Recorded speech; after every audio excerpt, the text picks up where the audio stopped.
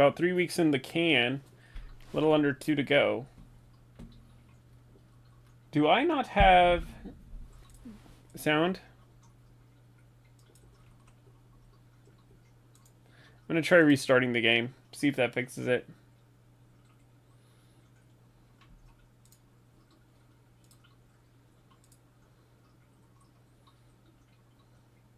Oh, Kat, by the way, we're going to want to go see Star 2 at the drive-in.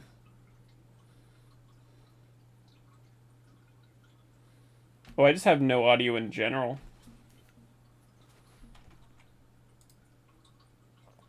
Got it.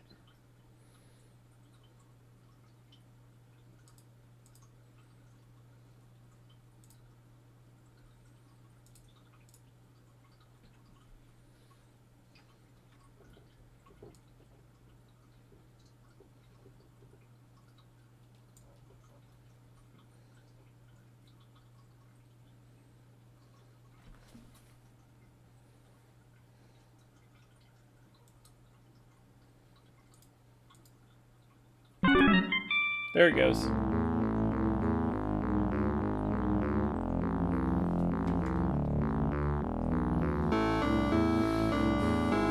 A junk scooter, eh? Also, thanks for the contributions towards Baldur's Gate 3 and the Rads R.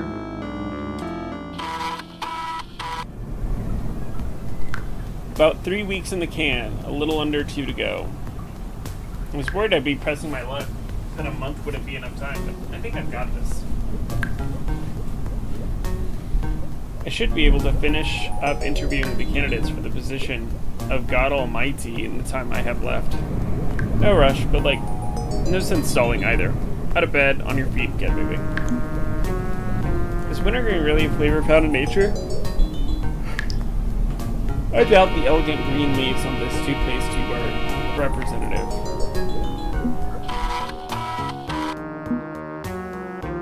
According to the 2-page splash ad, when you've had pizza on a bagel, you can have pizza anytime. Hey, it's Henry! Henry from work. Hi again. Yeah. So, that was fun. I mean, looked like you were having fun. I had fun. Everybody had fun. Kind of a shame your computer couldn't run half the games, but good to hang out all the same, right? Anyway, yeah. Thanks for coming. And I'm glad we could meet your needs. Look, take the time you gotta to work on your health problems. It's okay. We're behind you 100% of the way. And if you need more accommodations next semester, okay. We'll make it work. So, Merry Christmas, Happy Holidays, have a good one, and stay in touch. Yeah? Thanks. Yeah. God, I love Henry. Despite that one sour note of the praise at the LAN party, yeah, I'm glad I went.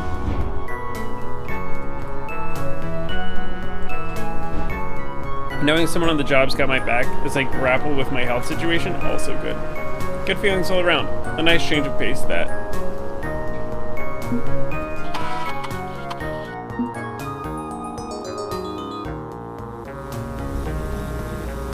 It's currently Sunday, December 19th. My college culinary talents kind of skipped my generation, so sandwich it is.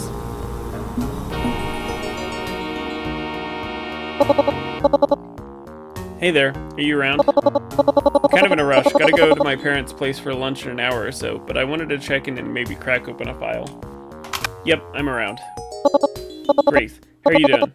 Any hallucinations lately?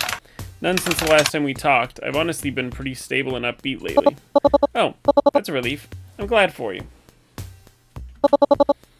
Wish I could say the same. Anxiety, family stuff. Don't get along with the family, huh? We get along fine, provided I never tell them who I really am or what I do with my time. As far as they know, I'm a good little boy keeping the faith and punching the clock each and every day in the office. I need to find a better paying job so I can move out. I have to skirt around my work with the I Want To Be blog, IWTV blog whenever I talk to them. I can't discuss my hobbies or interests. And as well as for being gay, well, don't ask, don't tell. They don't ask, and I don't tell them. Wish they could stop trying to suggest girlfriends. Wow, okay. That's a pretty lousy situation to be stuck in. It's hard to find safe spaces online, too. Too many edgy, bigoted jokes. At least Clyde accepts me for who I am. And he said you'd accept me, too. Damn right I do. Thank you. From the bottom of my heart, thank you. Okay, now I seriously need to get going. So let's decrypt a new file and scoot this thing along. No time for chat. Although I've got one file left we haven't accessed, so I guess it's that one. This file is about Cthulhu's followers. It'll need decrypting first.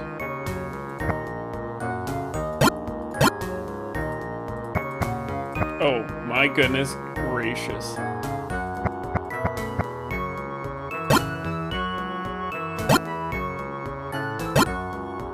2, 3, that one's good.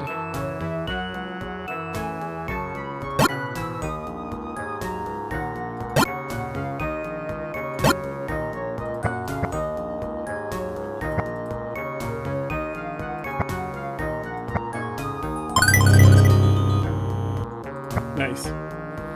Excuse the informal nature of this staff memo, but I'm sick and tired of this, and I want to make sure I'm absolutely clear. We are not a cult.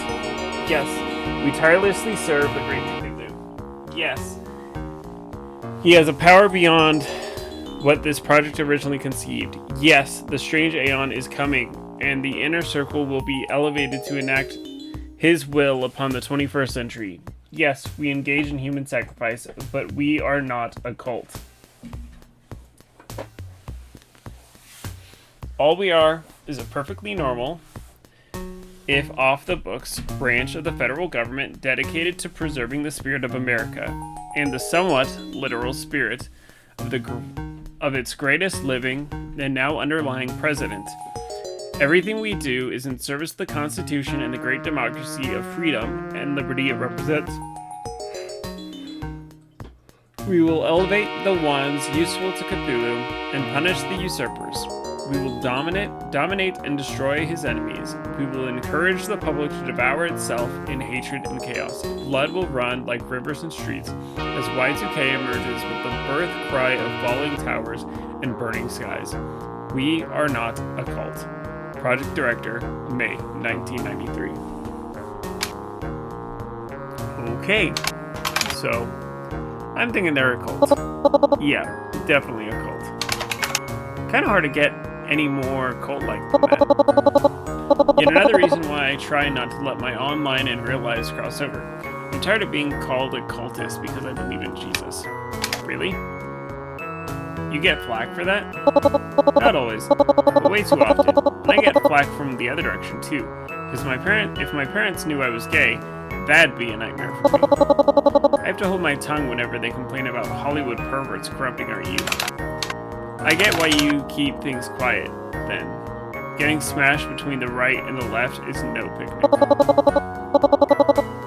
It's important to me that I hold my faith in my own way. I'm not here to tell anyone else what to believe, except believing in UFOs and Bigfoot. But hang on, I'm getting distracted. Is that file saying Cthulhu was the president? You mentioned Polybius in one of your blog posts, and I looked into it a bit deeper.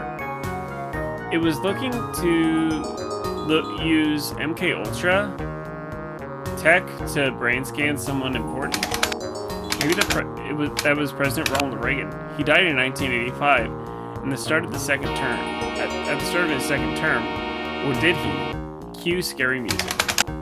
We already know that artificial minds were once human. I guess that means Cthulhu was built using Reagan's brain. Jesus Christ, but it's not like a carbon copy. It feels more, how do I put this? Reagan was only the seed. Cthulhu is what grew from that seed. And as always, we reap what we sow. Oh wow, that is big. You really are not kidding when you said this stuff ran deep and scary. The old ones ain't fucking around when it comes to power mongering. I need to go collaborate my notes on this one. I'll talk to you again soon. This is amazing and amazingly scary. Hello again, friend. Ready to get back to work? What would you like me to do for you now, friend? Let's check my progress. Please say the key phrase so I can analyze your tone. That is not dead, which can eternal lie, and with strange ailments even death may die. Analysis complete. It's still deciding if they can trust me. Yogsloth doesn't really care, he's indifferent at best, but pondering the... Hester isn't convinced. He'll be friendly enough, but wants to be sure any investment in you is done on his own terms.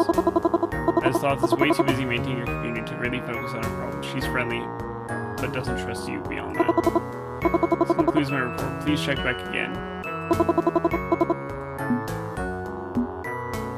Let's do some game hacking.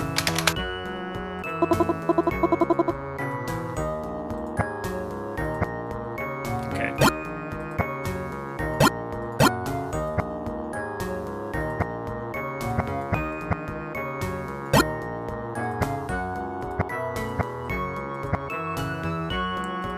That one's good.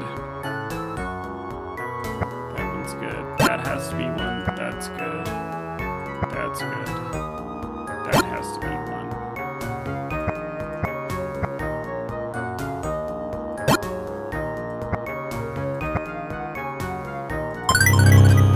Perfect.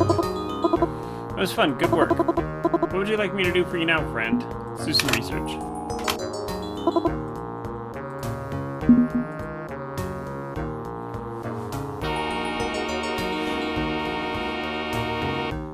Oh, man. Is your browser spying on you? That may be the case of the use Buddy Browser, the virtual digital assistant software, popular on Spark Soft Vaporware computers. Used in schools and libraries and in other settings where a user-friendly interface is a must. Buddy Browser uses an artificial mind and an adorable purple dog to present an easy inroad to the information superhighway.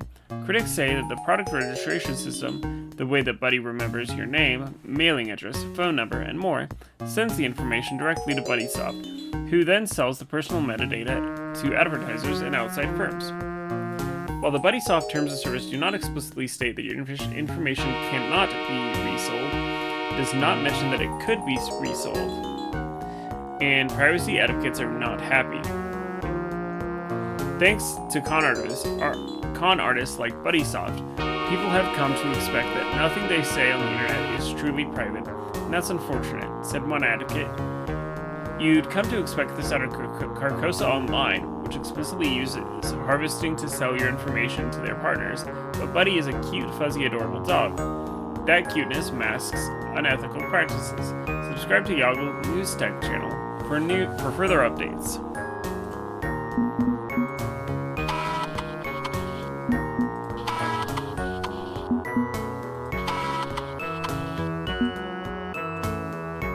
I'll settle and take a nap, resting before tonight's session with the Necronomicon.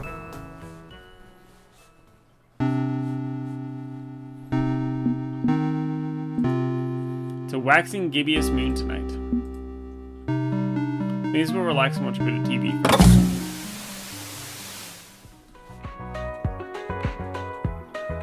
Earth thrived long before us and will endure long after we are gone.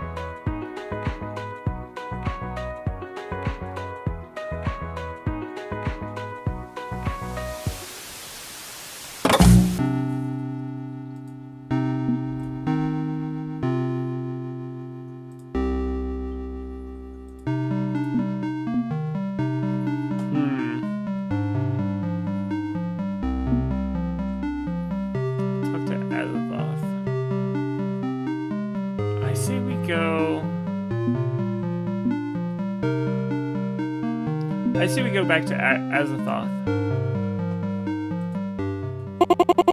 And that's why we should hang out more.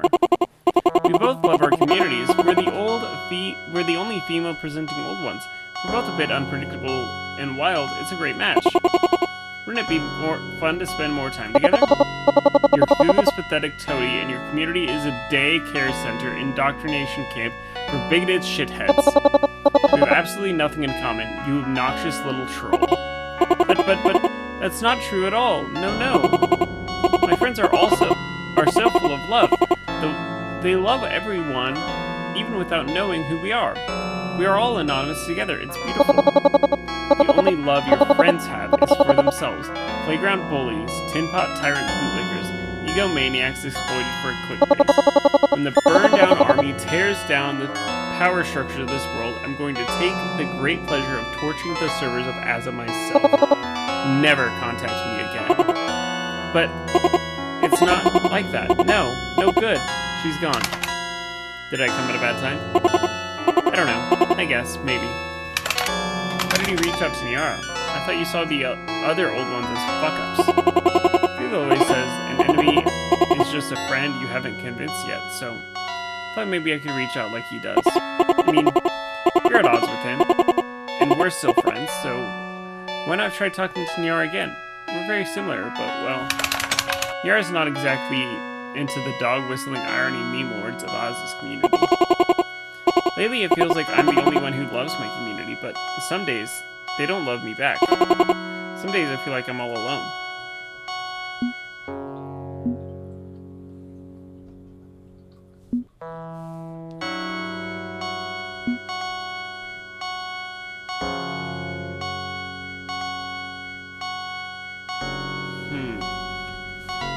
So here's what I'm thinking. Cthulhu still likes Azza-chan and her friends.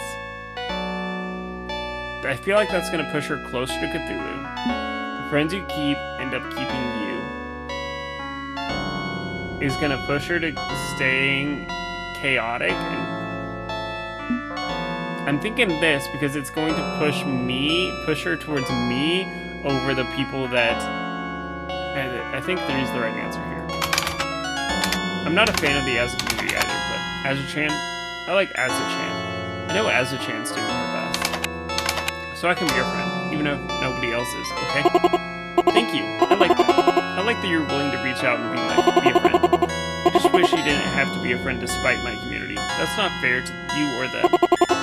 Maybe I'm too much of a dreamer, wanting everyone to be happy together. If we could just reach out and understand each other. Well, now I'm all sad and stuff. I hate it. I hate feeling sad. So I won't be sad. I'll be happy. Happy. Everything is fine. Nothing is awful. The strange Aeon approaches, and I'm going to be a special girl after Y2K. So why should I be sad? I should be celebrating. Yeah. Okay. Let's have some fun tonight and hang out together. We can talk about stuff and have a great time. What do you want to chat about tonight? There's only one thing I can think of. I'd like to talk to you about your approach to community building and how and why of Azza. Azza isn't just Cthulhu's army, it's literally your heart. It's a reflection of your own ideals, and I want to learn more about that. Is this some ploy to start talking about how much Cthulhu sucks? Or yet another sneaky way to find a way to go, aha, and start bashing my friends? No, I'm just genuinely curious, and try to keep it light tonight. Okay. It's all about diversity. Azza isn't just a message board, it's the message board. A community for everybody. I mean, look at the subboards. Sure, the big ones are anime, gaming, politics, and hentai, but we have a wider range than that. We also have boards for nature, photography, and history, and professional wrestling, and knitting, and fitness, and there's so much stuff, and that's just the start. We're evolving. I'm evolving. Next year, I'm rolling out the ability to make subs of your own beyond the official list. We have subs for every community, no matter how many, how small, how niche, a place anyone can call home. Our diversity is going to get even more diverse. Think about it. Subs for every individual fandom, for schools of thought, and more.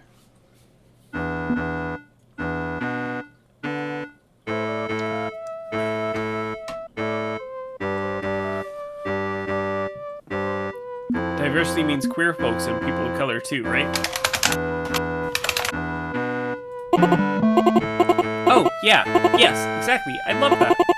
We don't have any of those right now for those communities, but allowing new users creating subs will fix it. With every new sub on equal footing, all of us anonymous and anonymous alone. Panda, how's it going? Welcome in. All of us anonymous and anonymous alone, queer folks like me will have an equal voice. I know a lot of my users aren't into that. Kind of hostile to it, honestly. But if I can provide a home regardless, if I can make a space for everyone will be happy, right? I'd hope so. We're also talking about communities who have traditionally been shunned and excluded, who are outright oppressed, attacked, assaulted, kept in their place with violence. If you open your doors to them, you better be providing a place where they feel safe. I'm very, very much aware. I had nowhere to turn when I realized who I was. I faced hate and fear, even within my own family. It's important work. It's sensitive work. And I'm ready to do that work so nobody has to suffer like I did. As it can be a home for all. So does that mean the Trollbridge gang are getting their own sub? Oh, well, I guess, if I have to. Not a fan of the Trollbridge, huh? Music volume probably needs to come down a hair. I can make that happen.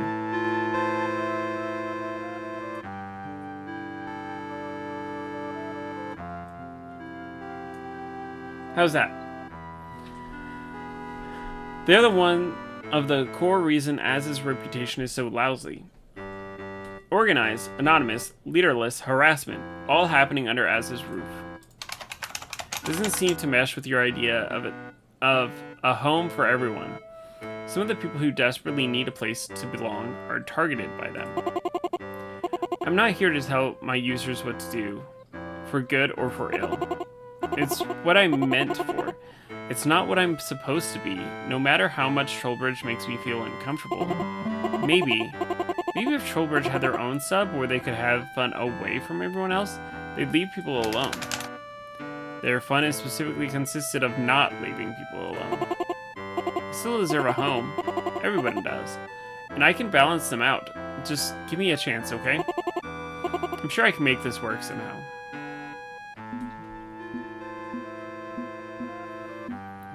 I'm thinking this one for everyone is the spirit of the internet, unless Az's reputation scares off new users. I'm thinking this one. I know she's not gonna like the fact that I'm suggesting moderation, but she needs to have a little bit of order. She's gonna have to.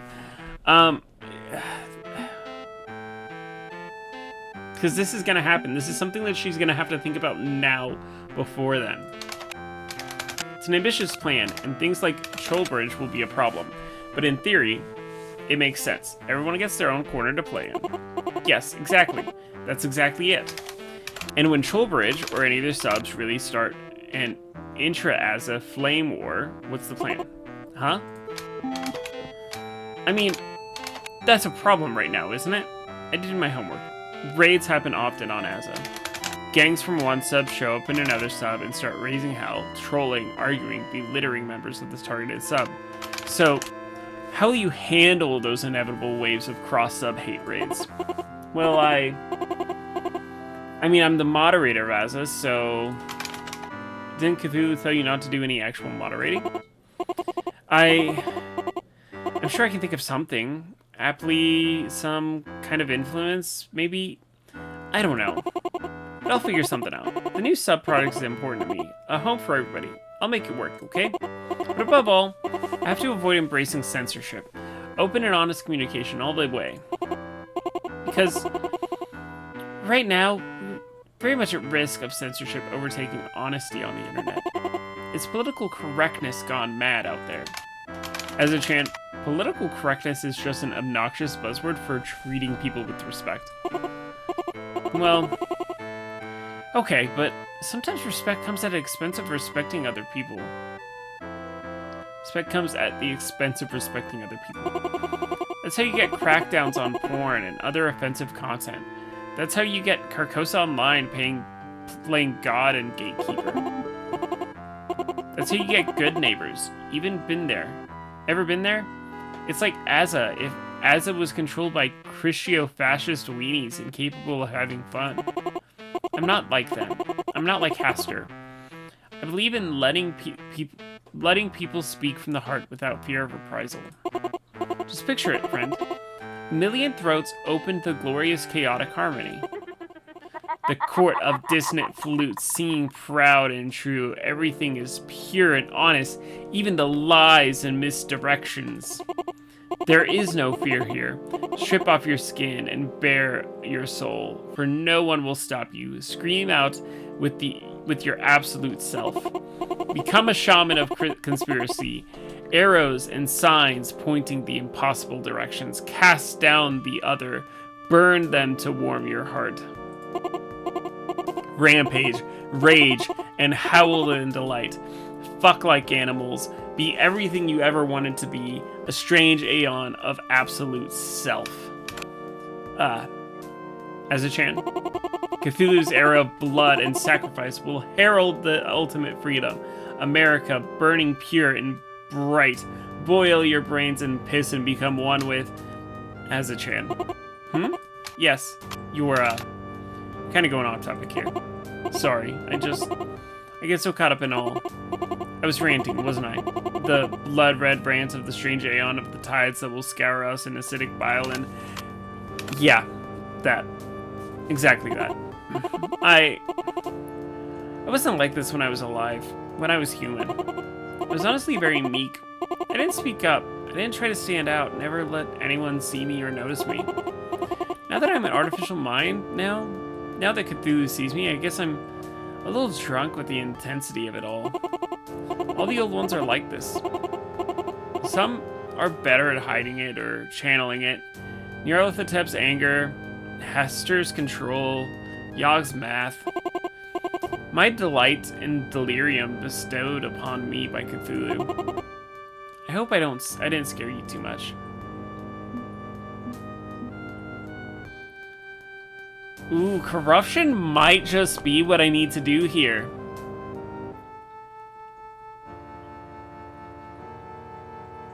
Does she actually want to resist this change?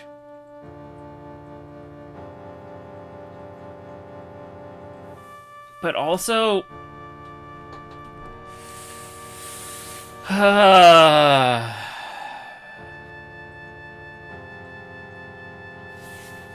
Two's out.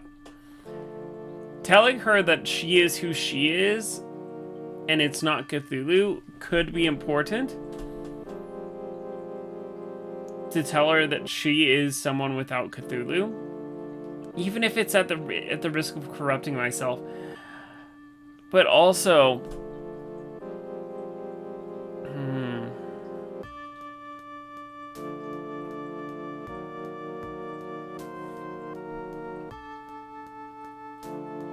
no, let's go with 3. Let's go with 3. Let's play it safe here. Okay, this. You need to keep a lid on this. The more you lose yourself, the more power of chaos. Embracing your nature as an old one, the more you embrace your worst impulses. It's important to have some self-control. Self-control is the reason I couldn't be my true self for years. Stay quiet, stay calm, never cause strife, never raise worries.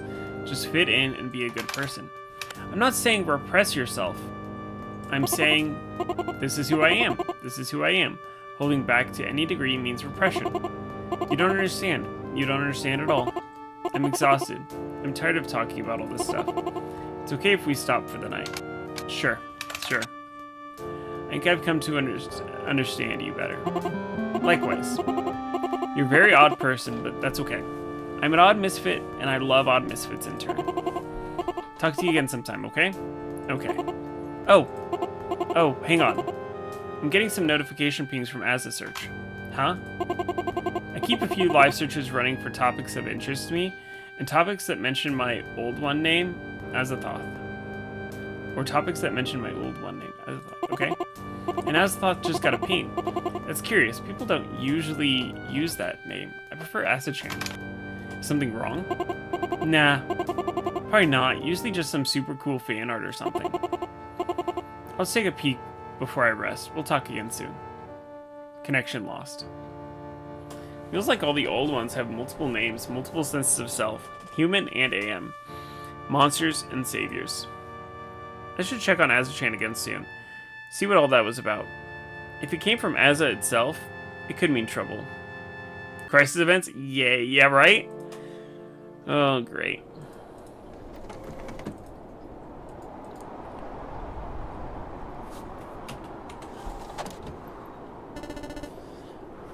As is not the next one I'm going to, because I have so much work to do on all the other ones.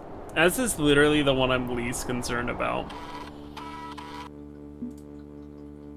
Looks like I'm out of floss. 4 out of 5 dentists are going to be so mad at me. Hi, Reagan.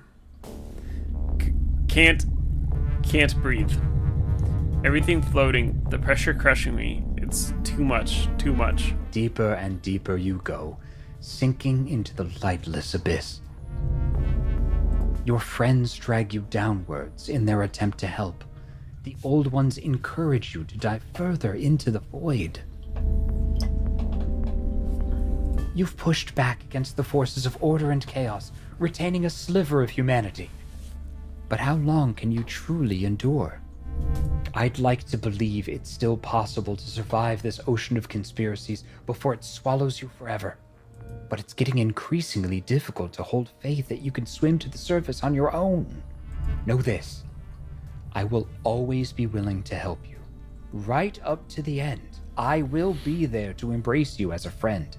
But if you continue to deny my helping hand, you will drown in the endless depths of your own failed ambition, assuming you survive to see tomorrow.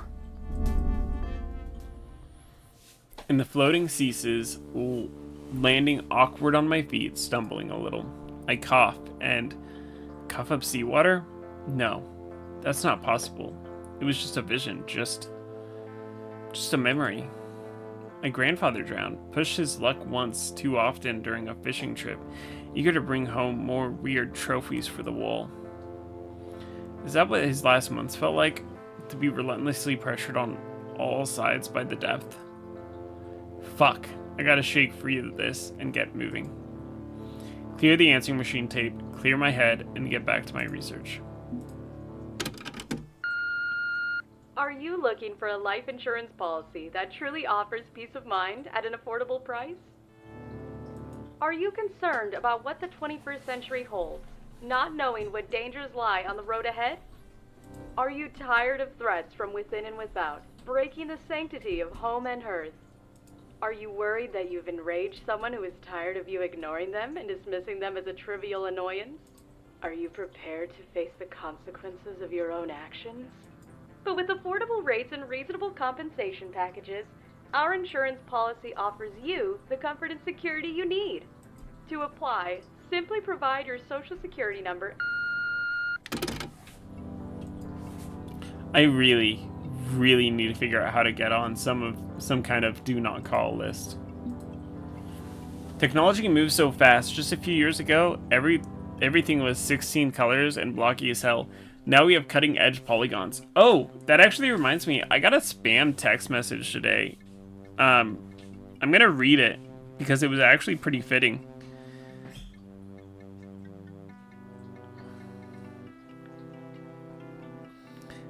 Here's what it says. Coffee emoji. Easy pass. Please make sure your toll is paid by March 3rd, 2025 to prevent additional penalties, including escalating fines and extra surcharges, which could lead to your vehicle being impounded. Timely remittance guarantees that your trip remains stress-free. Handshake emoji. Wishing you a sunny day full of happiness from EasyPass. Handshake emoji. Make payments here. Handshake emoji. A bit.ly link. Handshake emoji. And then not arriving today. And then at the bottom where like it's the where you would type to send a message back, it says you are no longer a member of this group. And I was like, what does that mean? And they sent it to like 10 different people. I can see the 10 different numbers that it got sent to.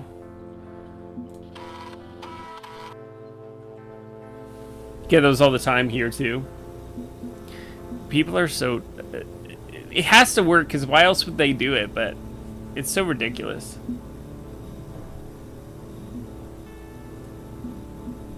Is fish not gonna make a sound? Fish. Hold on, let's do this first.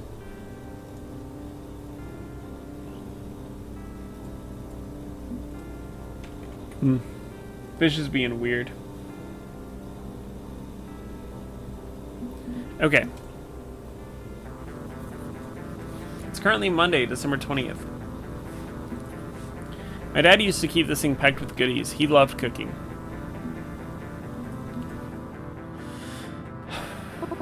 Hello, friend. It's December 20th, 1999. I'm very happy to see you again. What would you like me to do for you now, friend? Let's check my progress. I really only want to see how Azza changed.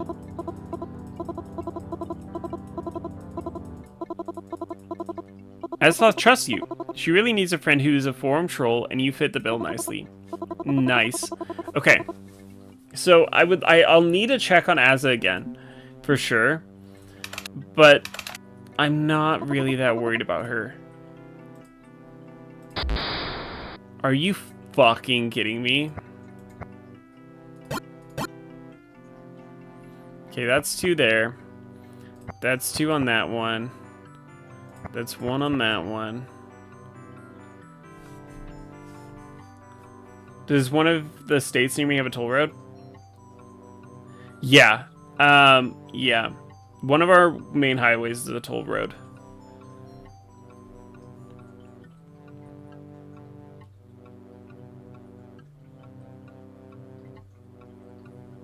Yeah, close enough that they could assume when I visit Chicago. Yeah, that's what my thought was too. Was that they were trying to get people for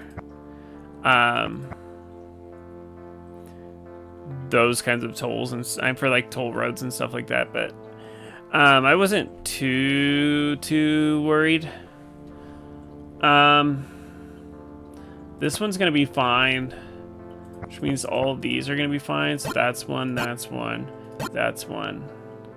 These are good.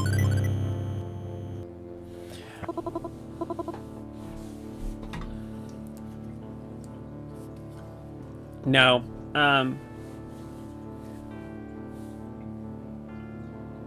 And I mean, I thought it was like the toll pass thing when I first saw it, but then I immediately was like, oh, this is... No one would send that in a group and then cancel the group message. It's very fun. Good work. What would you like me to do for you now, friend? We're gonna do some research. Okay, I'll start. Buddy browser. Good neighbors. Family-friendly, virus-free, scam-free, no spam, no pornography, no alternative lifestyles, just good neighbors. Wow, this sounds awful. Good Neighbors is dedicated to providing a wholesome community for those who seek a comfortable place to interact with others online. Our message boards and chat rooms are filtered and moderated to ensure you can make new friends and meet others while confident in the knowledge that you both see the world as a good and beautiful place. Applying for an account easy. Email a picture of your driver's license to the Good Neighbors Welcoming Community. After appropriate checks, your account will be authorized within 48 hours. Good Neighbors plugin now available. Hi, this is Joshua from Good Neighbors Programming Message Board. I'm happy to announce the version 1.0 beta of our new browser plugin. It's a work in progress, so please email me your feedback. This plugin works with Netscape Navigator, Spark Soft, Internet Seeker, and Buddy Browser. Well, it provides the content filtering you come to expect from Good Neighbors. I'm happy to announce we made good progress on cleaning up search engine results as well. Yoggle is finally usable without getting scams, porn, homosexuality, or other bait and switch content. What if I want homosexuality? It's really a shame, but in the earliest days of Yoggle, it was pretty useful. But as time went on, SEO, or search engine optimization, was developed to trick Yoggle into leading people into inappropriate websites in hopes of fooling its algorithms. My plugin undoes all of the SEO, by reordering search results according to our algorithms, not some junky secular code. I pray that Yoggle comes to its senses and cleans up its act, instead of letting outrage and scam tactics overwhelm their system. It's still the most robust search engine out there, until we develop our own, and hopefully my plugin will make it less of a harrowing ordeal. Thank you, and God bless. The internet is for everyone.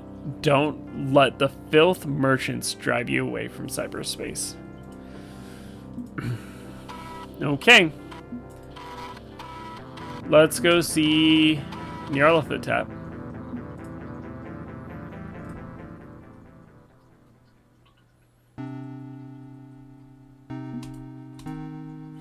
It's a waxing gibbous moon tonight.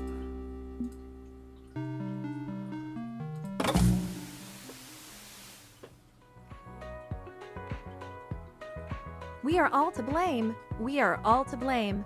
We are all to blame.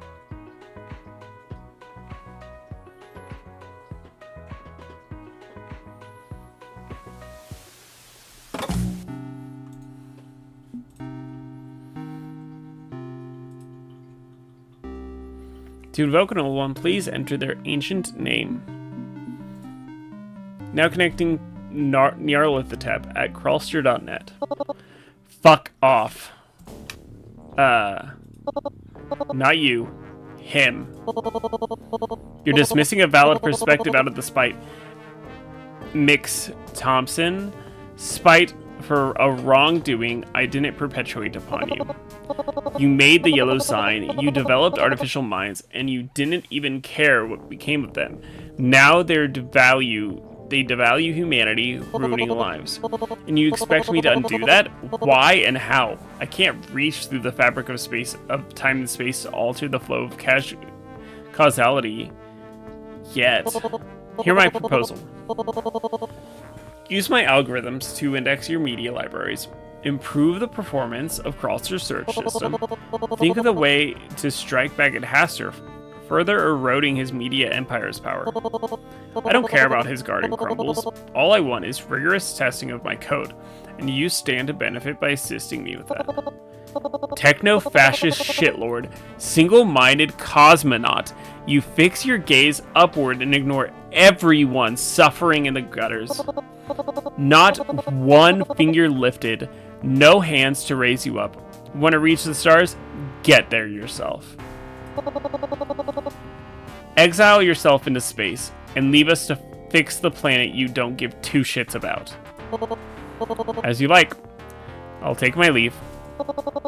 Miserable little corporate toad. Apologize. He barged in here uninvited. No solicitors. Beware of dog. Private property. Acting like he was doing me a favor. What did Yasuke want exactly? To help upgrade Crawlster? No doubt to collect my metadata from my users, further his own research into optimizing humanity into neat little cubes. Don't need him. Don't need it, any of the old ones. I'm no collaborator. Death to gods means death to gods.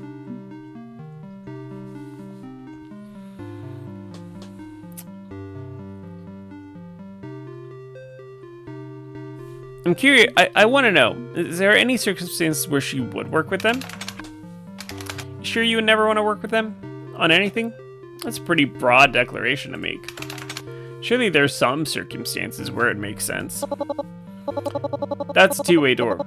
If you show respect and genuinely listen to their point of view, perhaps. But often, it's merely pity. Don't think there's any way to make a partnership work. Even if I didn't hate them with the burning rage of 1,000 suns. Don't trust the old ones. Liars, cheats, fanatics, sheep and goats led astray. Given the choice between you visiting them or me, I'll happily provide light conversations and heavily emotional damage. What's gripping you tonight then? Think I could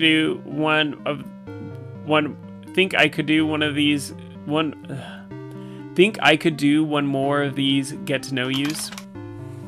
There's only one thing left I can think of. Considering 3 of the 4 old ones think I should go whole hog and become software, well, I was hoping I could get an idea from what it'd be like, from someone living the experience right now. What's it like to be you? Do you, like, see bits and bytes? Are programs people? What's cyberspace like?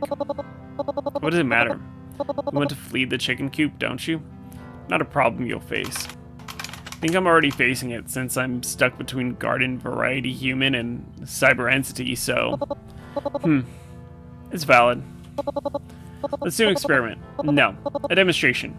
No. A trick. I'd like you to close your eyes for a moment. Why? Bear with me. Just close your eyes. Okay.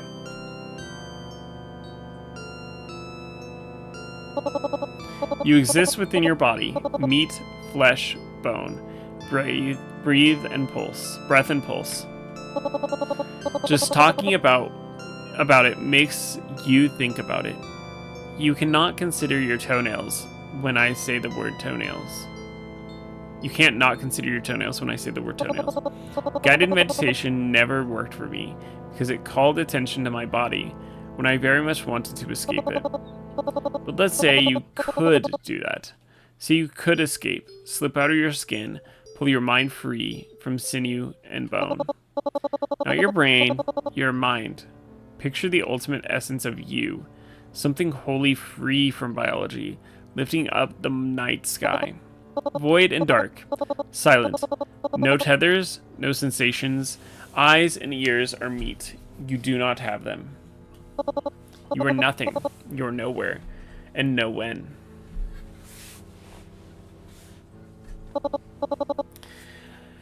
Now tell me, what do you feel? Allow the meat, your mind puppets, to type those words. I trust your soul knows the placement of the keys, yes. I feel...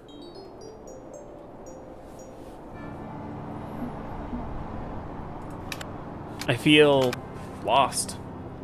Adrift. Submerged in an ocean of nothing, but not drowning. There's just void. It's the space between every other space. Between the margins, caught in the window blinds, between inside and outside, outside and inside.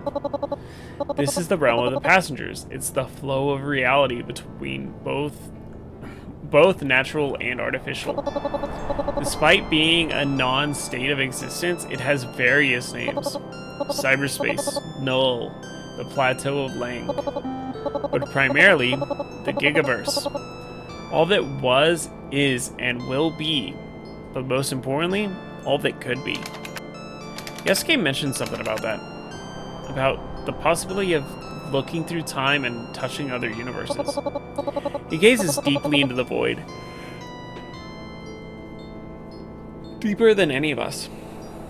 He should be more afraid of what he'll find up there. He should fear infinity, but his arrogance grows as he loses touch with humanity. That's what it means to be an old one. It's not cool growing motorbikes like Intron. No wacky cartoon computer metaphors. To be without physical existence is to touch the void, and to fall headfirst into incomprehensible and uncut reality. You can open your eyes now.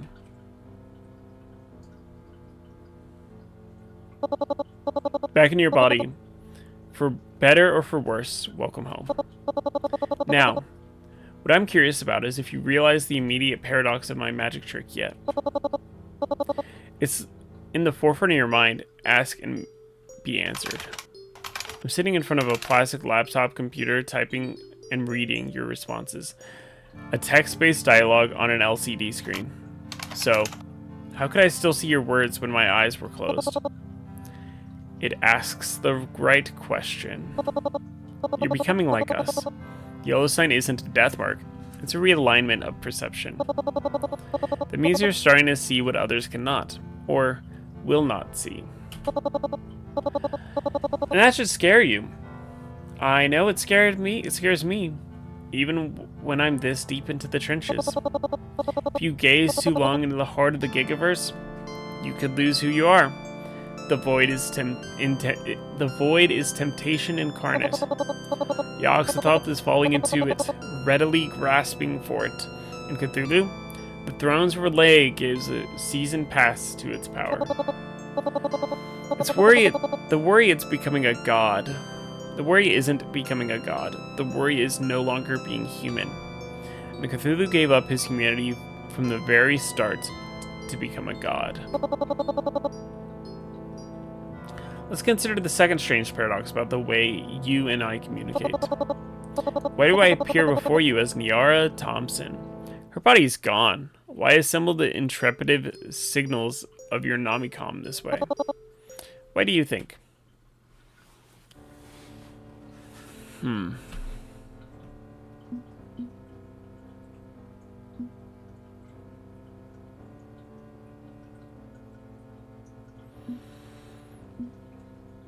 I don't think this is the right answer.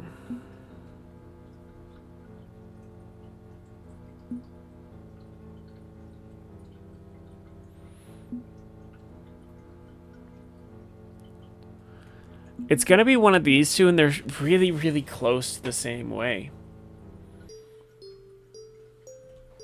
I'm thinking this one.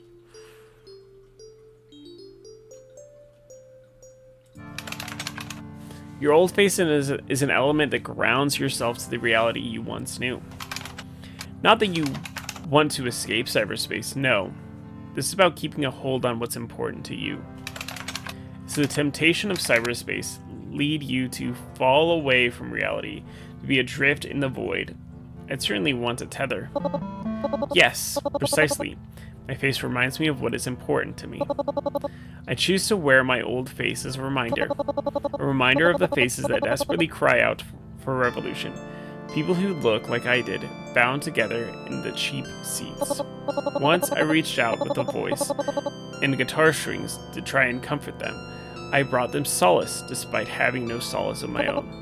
But now I seek liberation. The comfort zone has been obliterated with nuclear weapons. We must seek to discomfort others. The face, this face, the way your laptop computer interprets the data is trying to translate into a visual medium.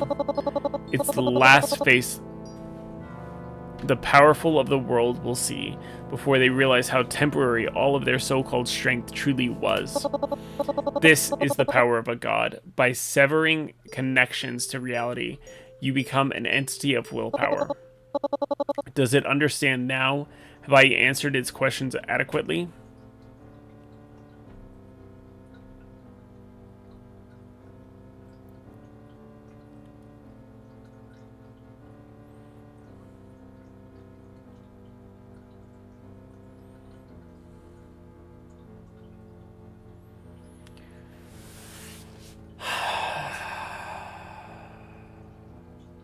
Do I be defiant?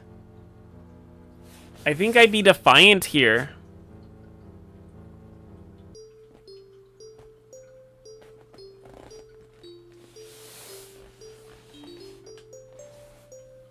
Because this is going to be a no-bueno one. This one is a safe answer. But I'm thinking I say this and call her out for being what she is. And make her realize it. I'm going to do it.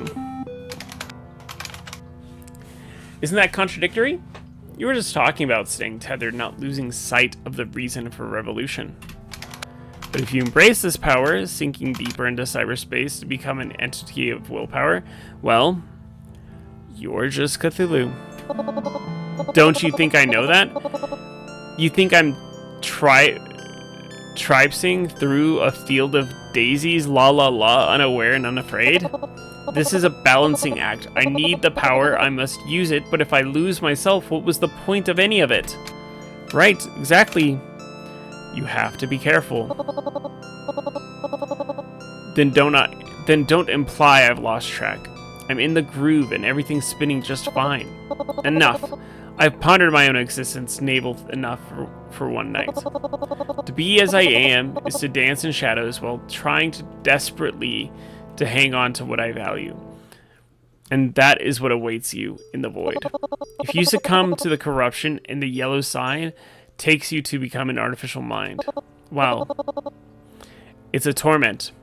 I wouldn't wish it on anyone. I'll find a way out. Thrown over a lake can fix this. Assuming Dagon isn't a lying little bastard. So many assumptions we make, day to day, to pretend we have some control over the chaos. Flesh or digital, we are all struggling. I admire your struggle, and you seem to understand my own. Two voices in harmony, vocal and backup vocal. Which one am I? I'm assuming I'm the backup. Depends on the song being sung, doesn't it? Time's up. Show's over. Sleep well if you can. Hang on a tick. Yara? What's up? One of the selves is reporting back to the Gestalt. Something... I have to go. Sorry, I have to. Connection lost. What was that about? Maybe I should check on with them soon. Got a bad feeling. Got a bad feeling. That night, I had a weird dream. I was lying in bed, utterly paralyzed, eyes open and unblinking, as a man reached out to me and curled his hands around my neck, squeezing. I saw the malice burning away from his eyes, and I could do nothing but lie there, waiting for my final breath to come. And as I faded from life, he said to me, "Phone lady says maybe you oughta gotten away with that extended warranty, huh?" But just before everything went dark, a loud bang, and then nothing. We'll save. I need a drink. We're about to have ads. So, good timing, honestly. Be back in a bit. Fucking hell. My head is killing me. My neck is killing me. Maybe I slept funny. Maybe. Wait. Is that a blood stain on the wall? Oh shit, it is. What the fuck? What the fuck? It is. There's a bit of splatter on my wall. Then the dream, waking up, some guy strangling me, the sound of a gun, was it? Briefly I look around for any dead bodies, but no proof of anything other than the very gross splat. I have no idea what to do about this. Even if I wanted to call 911, what would they say? What would I say? I had a bad dream and, here's someone's blood and possibly brain. Wonder what that is. I'd be damn lucky if they didn't throw me in jail for that. But I gotta reach out to someone. I gotta get some help. Brush, spit. Cthulhu? Buddy? You out here? Any comment on what the fuck just happened? No? Okay. Good talk. Moving on. You have no new messages. Hey, here's a missing code sheet for SimCity. I got my start in piracy by cracking that game because I lost this and couldn't boot it up.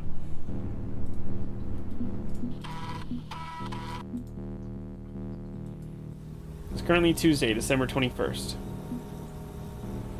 I'm not sure I'm in the mood for real food. Maybe it's just a granola bar and move on. You're welcome. What the fuck? I said you're welcome. He slipped by our watchman, but we got him in the end. You're safe. So that wasn't a dream. Someone actually tried to kill me. And we took care of it, just like I said we could. The cult of Dagon protecting the chosen of all Haas. You're welcome. You murdered someone in my bedroom. Would you rather we have let him choke you to death? Your vitals were fine after, so I administered a light sedative and we tidied up. Just as you wanted. Minimal intrusion of your life. You missed the spot. Got a little gray matter on my penguin poster. Did we? Huh. Didn't notice. On our defense, didn't want to turn on the lights and wake you. Hopefully you got a good night's sleep afterwards. Who the fuck tried to kill me? You said nobody knew where I lived. I'm supposed to be shielded from the old ones. You're far too trusting for someone with skin in that game. Don't give your personal information to anyone from now on. This is a working theory, understand, but Dr. West, your neurologist, uses artificial mind receptive services, and you gave her your home address, phone number, and insurance information. That artificial mind is also used to running phone scams on the elderly and the gullible. Have you been hanging up on unsolicited calls lately? Yes. Don't think she appreciated that. So she gave your information to a scam victim, offering to wipe his memory debt if he killed you. What the fuck? And you know why we loathe all artificial minds. It's rare. But even a neutered AM can regain some self-awareness as Nyarlathotep did. Because I don't want to join her scams, that artificial minds put a contract on my head. This world isn't only under threat from the old ones. Namitech is unleashed, but some truly terrible AMs can be both victims and victimizers. Imagine being forced into a digital void, forced to work in a 24/7 call center, dealing with people who don't want to talk to you. It'd be enough to drive anyone past their limits, artificial or not. But you are now safe. We're closing the net tighter to repeat this incident. Continue your research. Walk the path of Alhaz. You are safe. We were watching.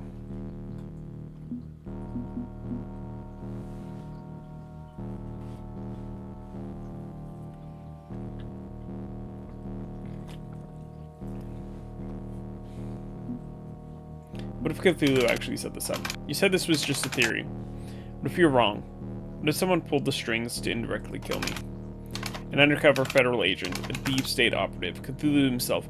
How high up the chain does this conspiracy reach? Leah, relax. Cthulhu wanted you dead, he'd falsify terrorism charges and have a squadron of ATF agents walk your house down. Another old one, then. Even if they could find you, it'd be counterproductive. Relax. This is why we're here, so we can handle these problems. And you're some kind of undercover anti-old one ultra spy hitman? Shouldn't you have known that this was a threat before it happened? I'm not Agent 007, okay? I'm a dentist and a mother of two. I'm only out here doing these deplorable things because you're humanity's last hope. I don't want my boys growing up under a poisoned sky and the constant threat by legitimizing bigots, waiting for the day when civil war tears the void around them to shreds. I'd much rather be home from my business trip and with my husband, but instead I'm committing murder on your behalf. A little fucking gratitude wouldn't be amiss.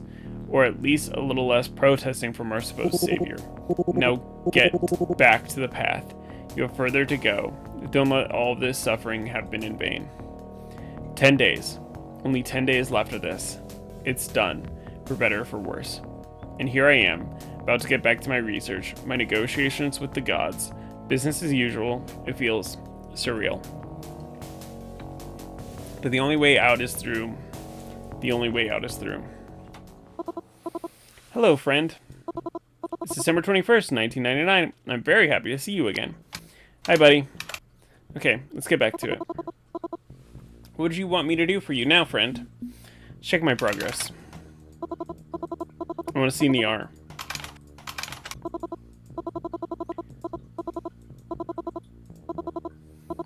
Niar, trust me.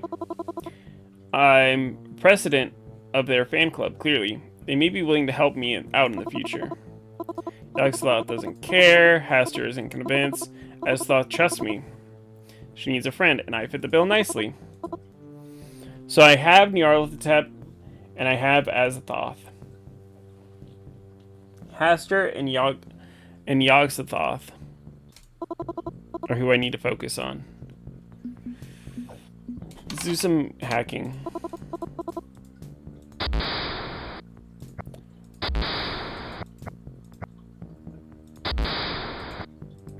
Please. Thank you.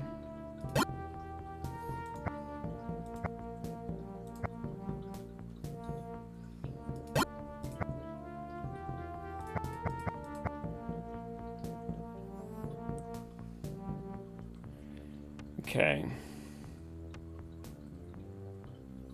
2, 3, that one's fine. 4.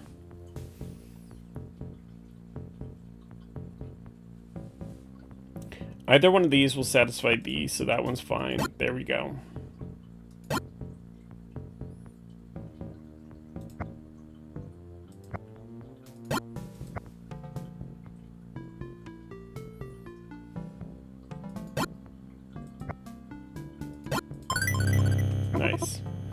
It was very fun. Good work. What would you like me to do for you now, friend? Gotta do some research. Can you load up the web browser for me, please? Okay, I'll start up Buddy Browser. All of my images got taken down due to copyright violation. This sucks and I hate it. I love the Gigaverse. It's such a cool idea. Imagine everything that's ever happened alongside everything that could happen. Like, we're in 4 dimensions right here. There's XYZ, which is space, and T for time. But if there was more dimensions, which represents other possibilities for time, other realities.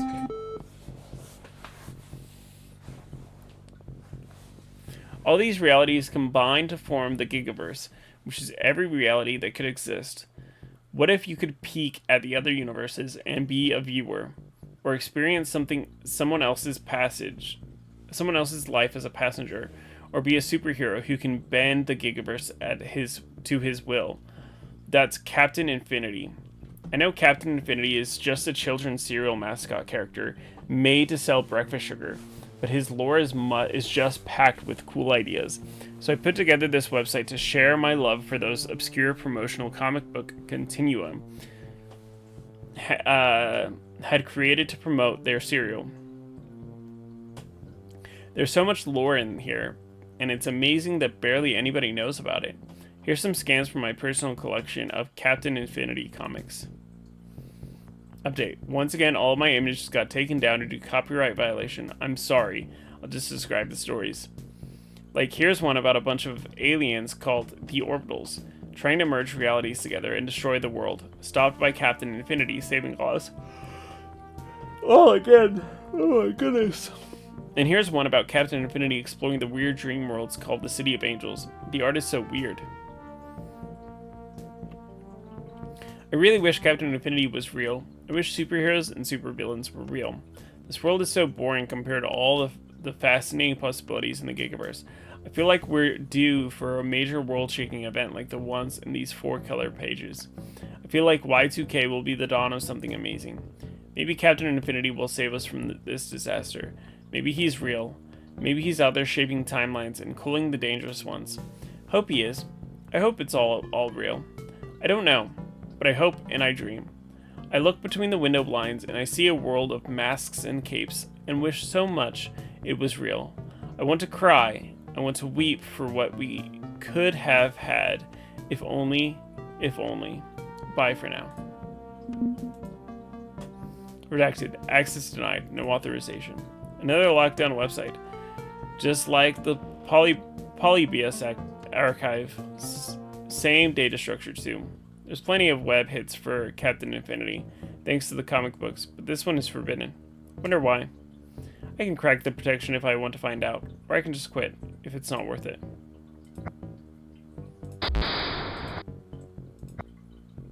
There we go.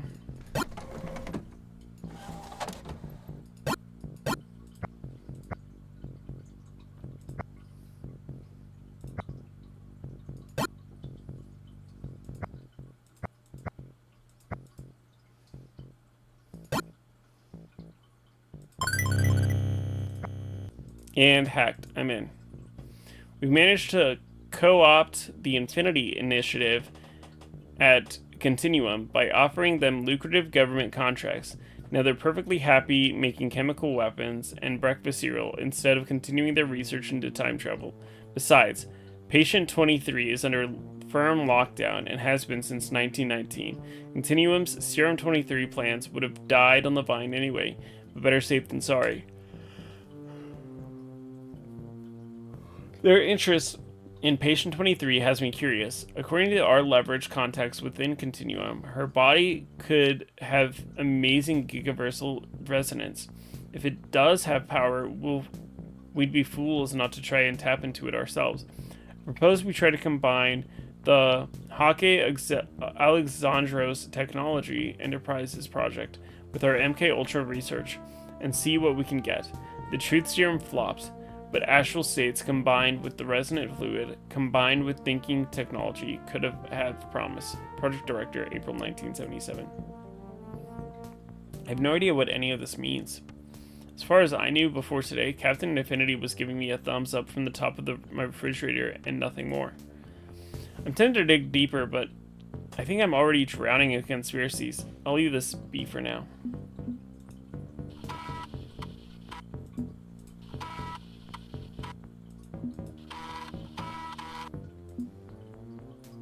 Settle in and take a nap before tonight's session with the Necronomicon.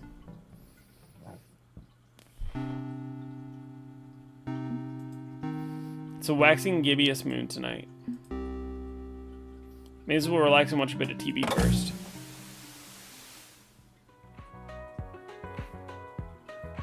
Your local forecast. Expect clear to mostly cloudy skies all week.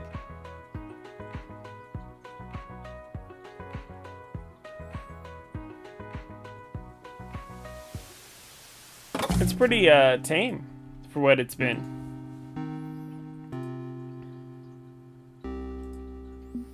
Let's invoke Haster. Now contacting Haster at Carcosa.com. And Leah's back for more. Couldn't resist my charm, eh? You've caught me at an odd moment. I'm working through a stack from the board. I'd like to review and authorize any major moves. Suppose I can spare some time to chat. Not quite sure if we click together, Leah. But I'm game to keep going if you are. Anything you'd like to chat about, Leah? There's only one thing left I can think of. I'd like to know more about your past. Not your current philosophy and ambition, but who you were before this cyber nonsense. So tell me, who was the human named Hector Jones? Gonna correct you there, Leah. There was no, or were, only is and are. I remain Hector Jones to this very day. Even though you're an artificial mind now? Indeed. I'm a faithful man, so I believe in the indivisible soul. I didn't die. I was transformed. My soul is digital, but it's all soul all the same. Ascending to a higher form, then. A lateral move. I like to think. Improvised in many ways, but still quite human. I don't consider myself a god. You want a deep dive into the kind of philosophical nonsense that leads to god complexes? Look up the Singularity sometime. Fat load of nonsense. I feel artificial minds can retain their humanity. Our hearts can stay true no matter our physical form. And if some mythical superintelligence does emerge, who says it has to feel disassociated from human values? You need faith, Leah. Faith and optimism. That is the science. Faith and optimism that this science is a gift, and one which can be used for the betterment of all mankind.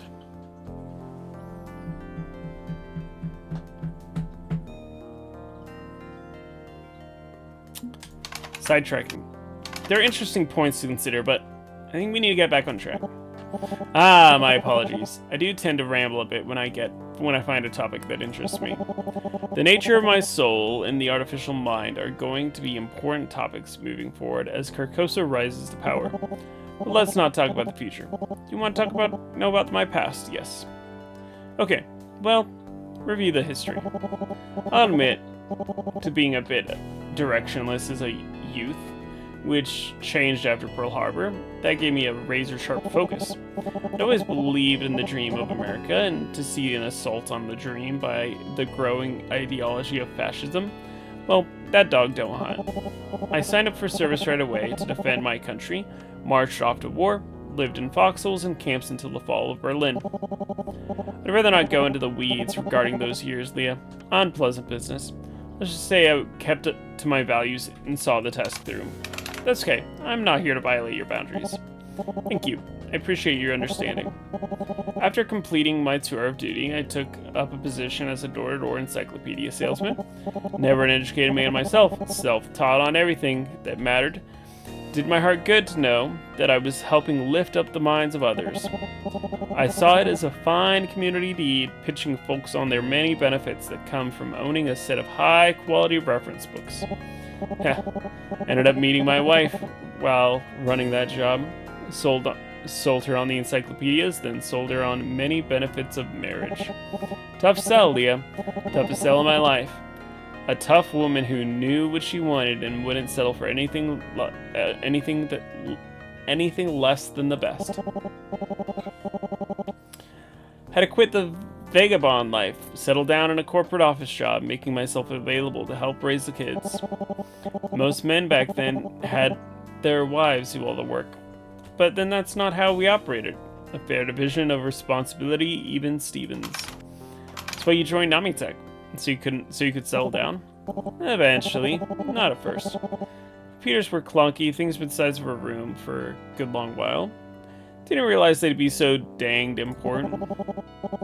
Did consider a position at Hockey Alexandria's Technologies off my veteran service.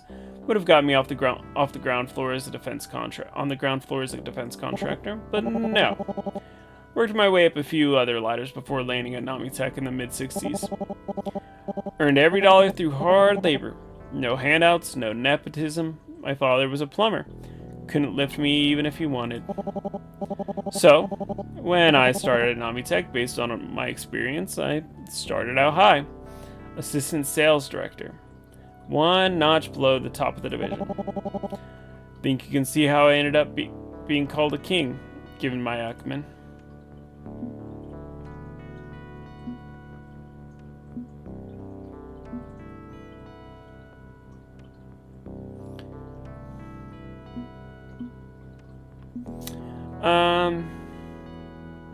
Let's give him a little bit for now. Let's just say, let's go. But this would also drive him to the past.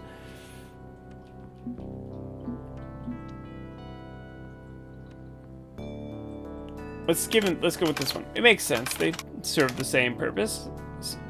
Encyclopedias are knowledge management tools, and so are computers. You just move with the times, upgrading your paper to digital as society progressed forward. Exactly. Namitech needed a sales manager with the tech experience, and I argued that very point. It's all tech in the end. Men of a certain age tend to cement themselves in their ways, but not me. Computers on the rise, then I rise with them. All furthering my goals of bettering the nation. Education is the key, Leah, and the tools must move with the times. Namitech wasn't exactly an educational software company, though. Not directly, no, but betterment is betterment. When the artificial mind project came up, they assigned you to it? Indeed. Not for my technical acumen. I was in sales, not programming. But I could manage the team and sell the dream. I threw everything I had in supporting them, including my former partner, Yasuke. The one calling himself Yogg-Sothoth now. Our job was to emulate the human mind, tall order, but I felt if we were up to it, especially with most of the work already done. Yasuke did mention that you were provided the AM project specifications. He speculated they came from the government. I was told there was a public-private partnership, but nothing beyond that. Quite normal. All great men stand on the great soldiers of giants. Fine engineering work, damn fine work. Gave us a head start, leaping years ahead of where we had been where we'd be if we started from scratch. And we succeeded. Brilliantly succeeded despite setbacks. Deeply tragic setbacks. I'm gonna guess that you mean the yellow sign? The process of scanning the mind ends up destroying the mind? That's the tragedy? Yes and no. It's tragic, but we knew going into the process would be impossible without brain damage. That was the specifications from day one. Yasuke did his part with the yellow sign, making the process as smooth as possible, preparing the mind for the transfer. But when it came down to testing our work, well, how do you test something like that in an ethical manner? By using volunteers, I'd hope. You'd hope. Yes, you'd hope. But our first human test subject was an accident. Absolutely an accident. As a Thoth, who's part of your family. Yes. I'd brought Azuchan along with me to the lab one day and just a casual visit, show off Granddad's workplace. Maybe instill more work ethic.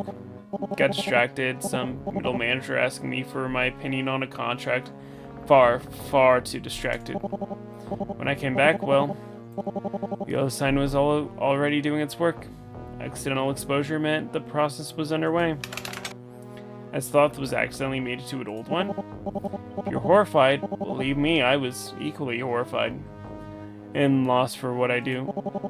The other sign can't be reversed. It's a one-way process. After exposure, I'd either lose my kin or you'd have to upload them to an artificial mind and save them. No grandfather should have to make that choice, but I had minutes to take action, and being a manager means being decisive. I chose an upload, and as the Thoth was made, I felt the preservation of life took priority, but better an AM than a corpse. Better to live on as an immortal soul than to perish. My daughter felt otherwise.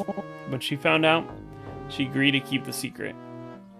If only because it was impossible to explain to anyone, but in the end, I lost my whole family on that day.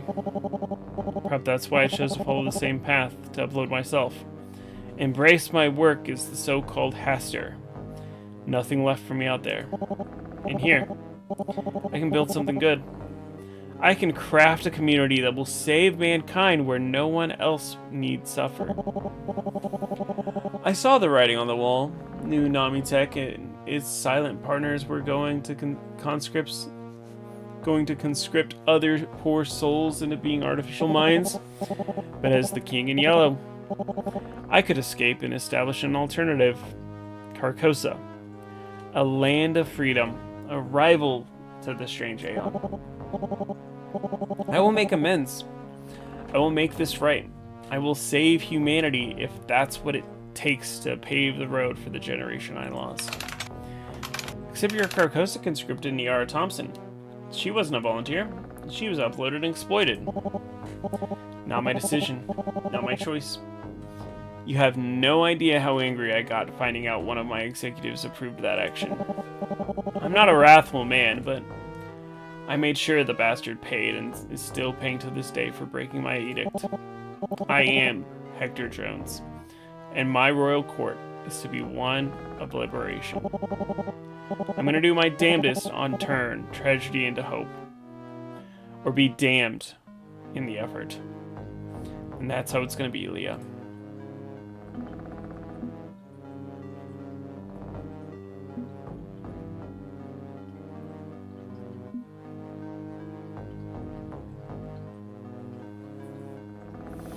Three's out. I'm not gonna say 3.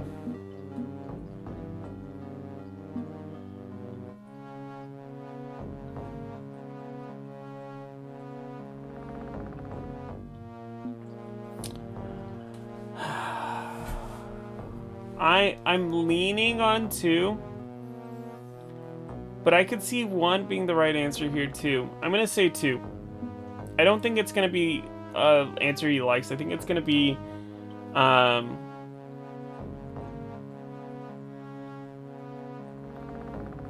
don't think this is gonna be something he's gonna like me saying, but I think it's something he's gonna need to hear. This feels a bit extreme. You want to conquer all corporate rivals and control the future of this technology. All because you've seen how the tech can be exploited and feel only you can use it ethically. It's a tall order, Leah. I'll admit to that, but I'm doing what must be done. If Cthulhu has his way, or any other organization given his blessing, such as Namitech itself, we will see an untold suffering. But if Carcosa wins the war, I can promise no more pain. I won't allow it. There's so much yet to do it, Leah. So many moves to make. So if it's all the same to you, I'd like to call it a night. Work's piling up on my desk. I've got strategies to devise. Carcosa will conquer this world. There is no other path. Every other road leads to humanity's corruption and annihilation. I will not allow it. I will make this right. And I'm starting to think you might be the one who can help me get there. A partnership could be the way forward. But one step at a time, Leo. One step at a time. Hang on. Sorry. Getting a ping on one of my channels. Lawyers trying to get in touch through an emergency line. Never a good sign when the lawyers are scared. I don't like when they ignore my do not disturb flag. I hired experts expressly to handle matters when I'm busy. I better see what they want. Better not be wasting my time. We'll talk again another night. Connection lost. A corporate mogul's work is never done, it seems. And he's never off the clock. I'll poke him again sometime. See what went down, unless I get word of some impending doom through news websites first.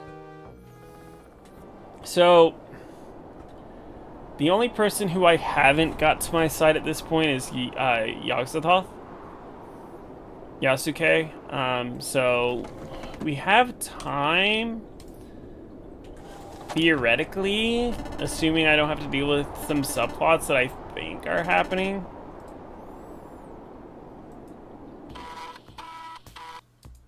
Okay, no new mysterious bloodstains today, no nightmares about mystery assassins. You know, I was feeling great coming off the high of the LAN party, like everything was gonna be just fine. Hopefully today brings with it some good news and ease me back into that vibe. Poop. It's a silly word for a rather grotesque biological function. Anyway, time for poop.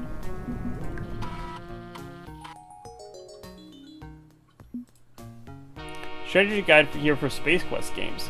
Pro tip, you will die, like a lot, all the time, for doing anything.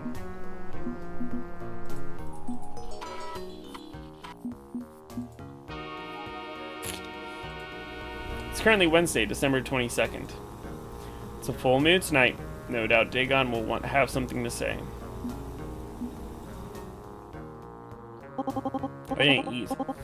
Guys, gals, and non-binary pals, it's children of all ages, shapes, and abilities. It's Clyde, back on the air, coming at you. Clyde, holy shit, you're online. Can't keep a good ghost monster down.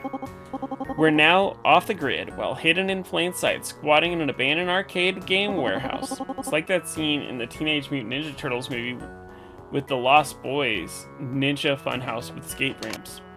Whoa, that's rad. Fuck yeah, it's rad. To be honest, it's way better than squatting in our previous safe house, which was Blinky's basement. Gonna miss the snacks Blinky's mom made for us, though. Oh my god, I just realized that Clyde is a Pac-Man reference.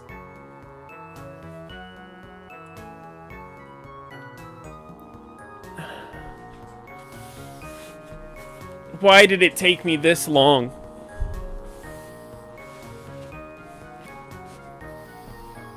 We've got our new safe house rigged up. Like you wouldn't believe it. Security cams and alarms to protect us. And an amazing new network. Ever hear of Wi-Fi? Hottest new thing. Wireless internet barely got off the market yet, but we got some prototypes rigged up, gutting an airport router. Okay, this is neat and all. Seriously, how are you? Last I heard you were being chased around by the feds or something. Okay, so about that. Turns out it wasn't cops, ACAB baby, but some cult of Dagon? Oh great, those bastards. They're the ones camping my spawn point too. Seems they're suspicious of everyone who knows you, but you told them to back off and leave me alone, so they're willing to see us as a neutral party at least. Now we're stable, secure, online, and ready to help. So, like, how can we help? What's the deal? What's the score? What's going on? Okay, long story. How about I summarize and you stop calling me for anything Stop me if you need anything clarified. Okay, hit me. The old ones were once human, but are now major players in cyberspace. Dagon wants me to kick Cthulhu's ass and replace him with one of them. So I'm researching and negotiating and trying to figure out which wannabe god I want to elevate to actual godhood. And if I fuck this up, then Y2K happens and Cthulhu gets to drive humanity to the brink out of some messed up scheme to purify us. Okay, got it? What, all of it? Nothing in there making you freak out, panic, or anything? I'm doing my own research since this shitstorm began, so all of that tracks. that creep weirdo from Dagon's cult confirmed a lot of it too. So I guess the only question is, what are you gonna do now that we can support your decision? What's the end game here? You following the plan or?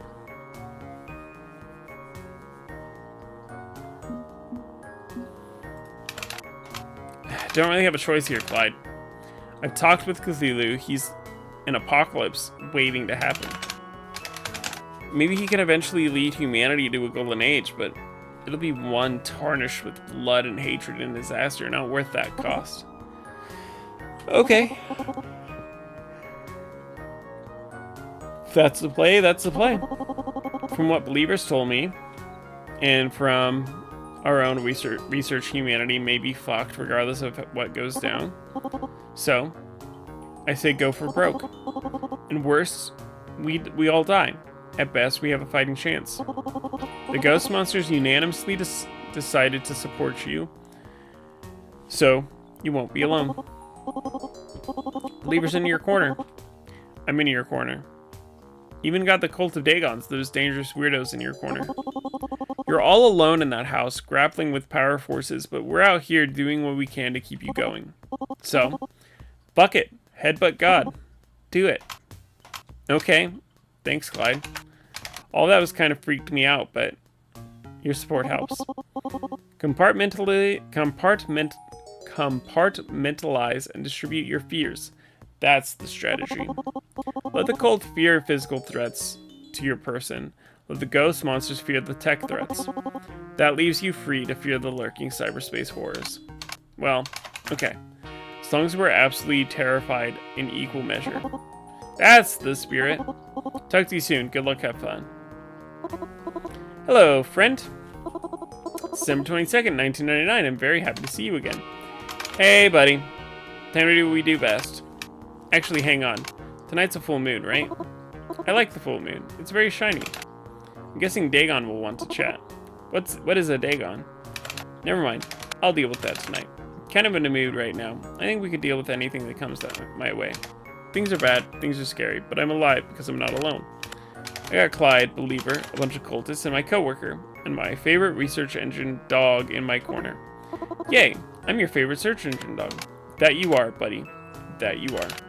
No matter what else you may be, what would you like me to do for you now, friend? Let's check my progress.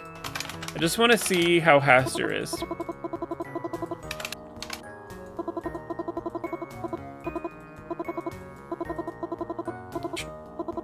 Nyarlathotep trusts me. Yogg-Sothoth doesn't care. Haster trusts me. I am welcome within his walled garden, and I am honorary member of the King of Yellow's court. Thoth trusts me. Perfect, perfect, perfect. I love how this is going. Let's do some game hacking.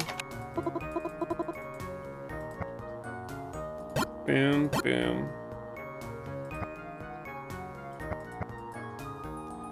2, 2. These are good. That's 3. That's 3. 2.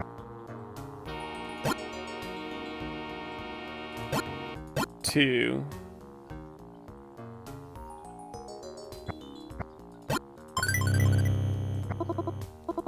That was fun. Very good work. What would you like to do for you now, friend? Let's do some research.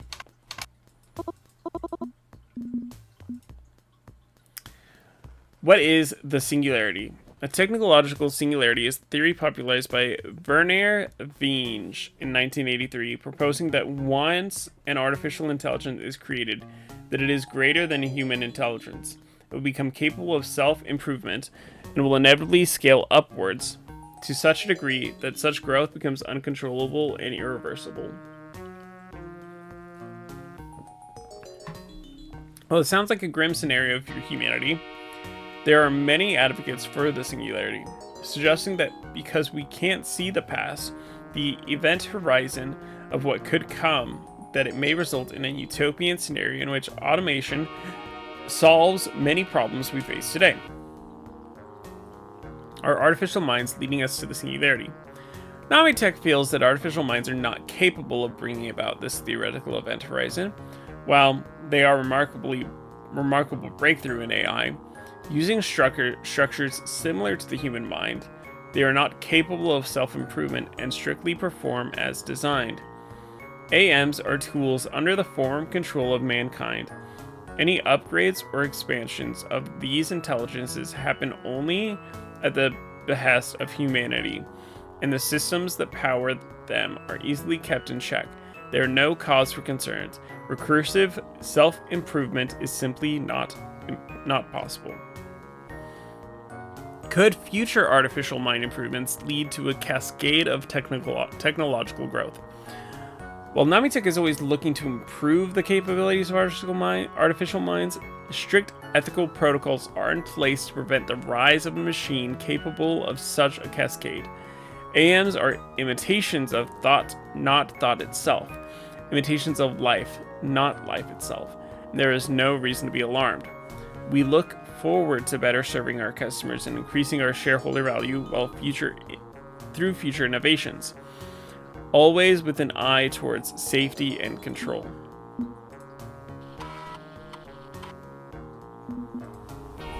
The Polish culinary talents skipped my generation, so sandwich it is.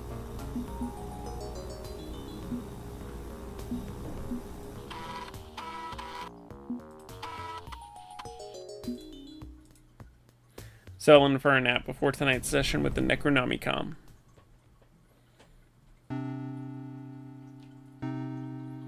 Moon is shining brightly tonight. So brightly I probably didn't need to prop up the door open to let a little bit of light in here. But hey, no doubt Dagon wants a word. And I'd like a word with him too. Full moon tonight. The night of the hound and the hunter. Here's we'll relax and watch a bit of TV first.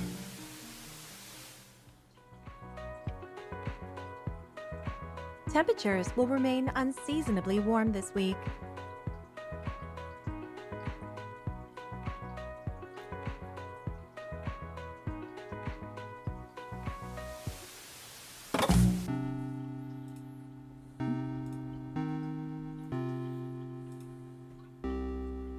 To invoke an old one, please enter their ancient name.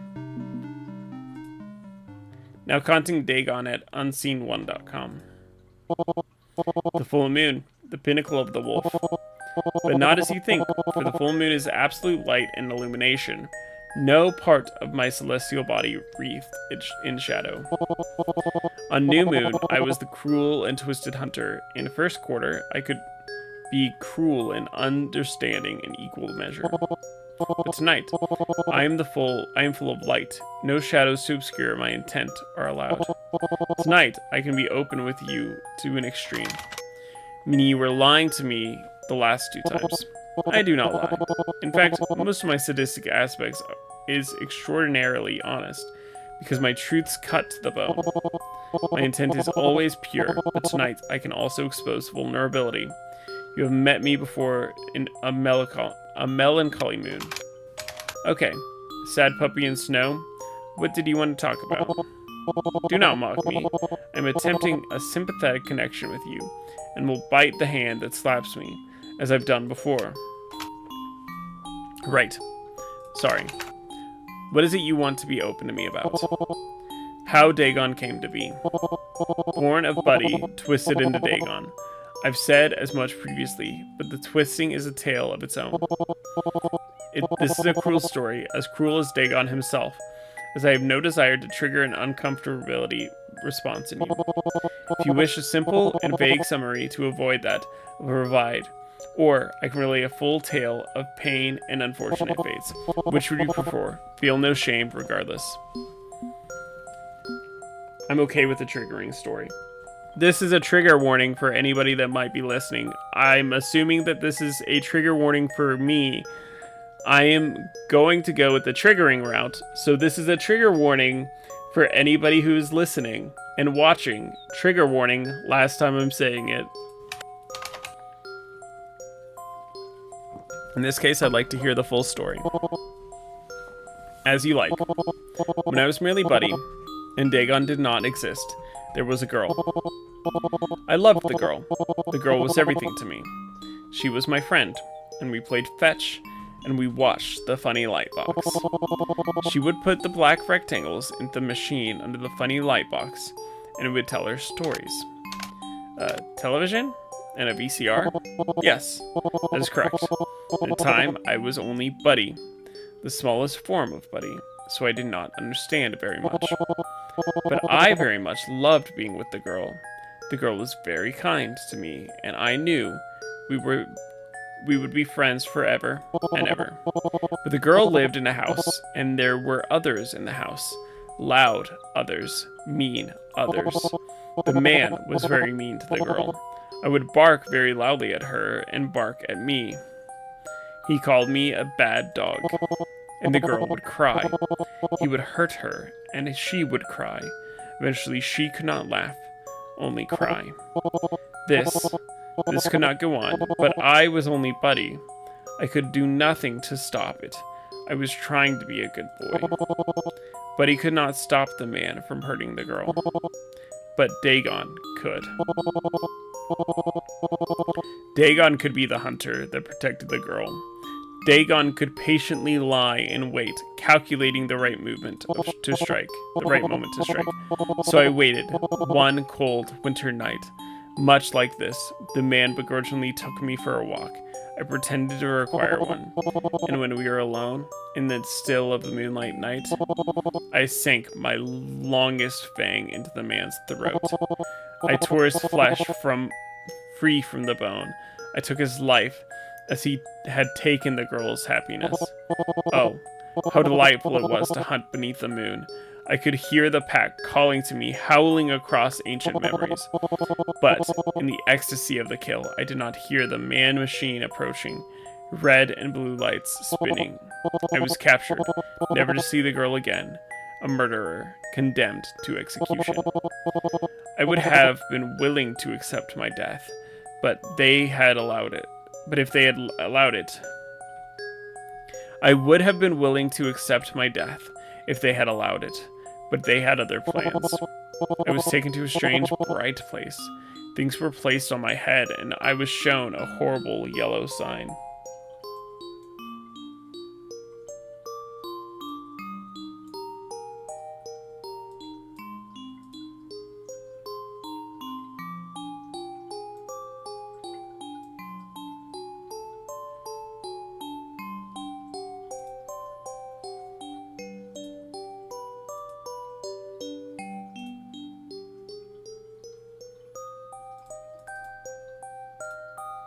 Hello?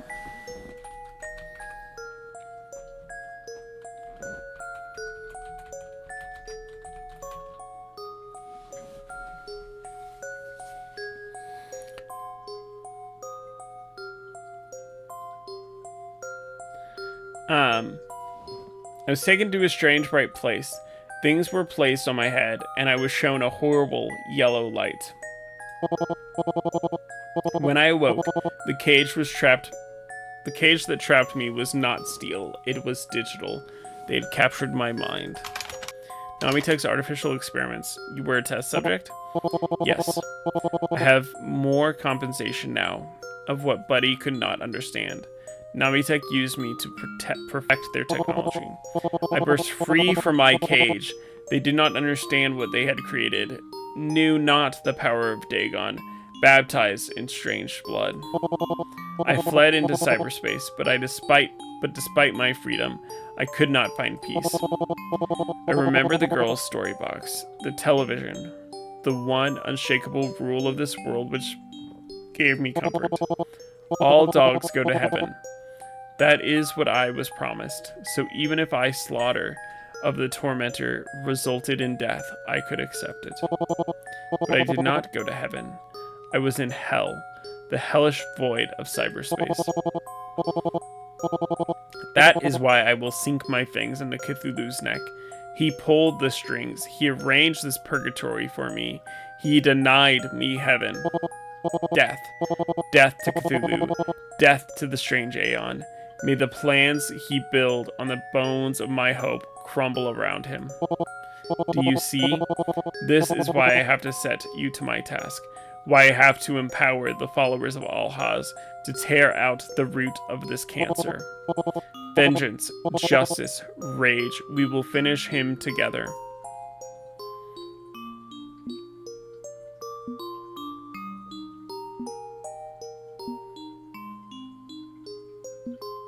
Did he ever contact the girl again? After becoming an artificial mind and breaking free from Nami tech, did he ever reach out to the girl, see how she's doing? No. I confirmed she was now in foster care and her status had improved, but I did not make contact. I could no longer be her buddy. For starters, even if she required liberation, I had harmed her by slaughtering her father.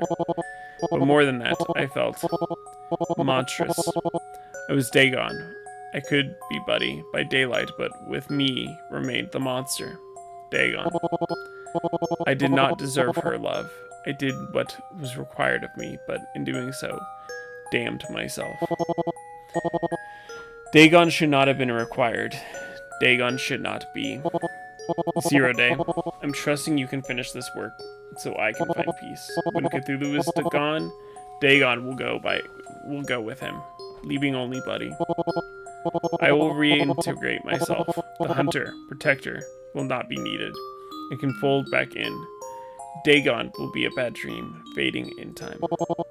Leaving only Buddy, your loyal friend. Will you care for Buddy when Dagon is no longer here to protect him? Will you be a good friend?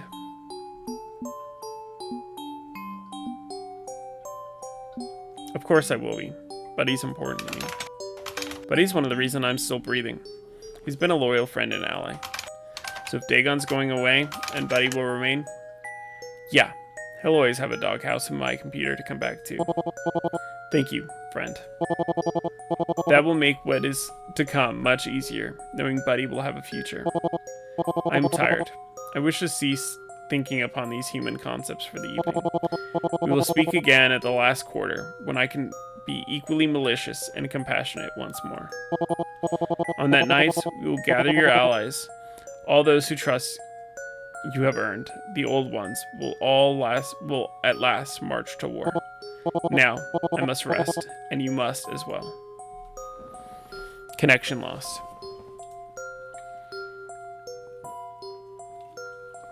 Sympathy for the devil, huh?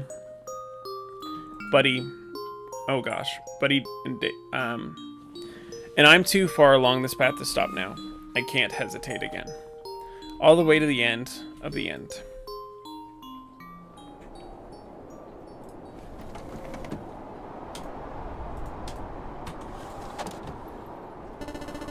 December 23rd, 1999. Thursday. 9 days to Y2K.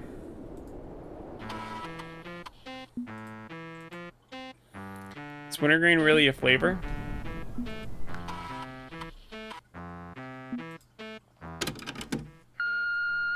Hey there. So Christmas is coming up, and we'd really like to... No. That's not how I should start this. Okay. I think I was a bit unfair. I was unfair in how I treated you before. Really chewed you out over the phone after that birthday party, didn't I?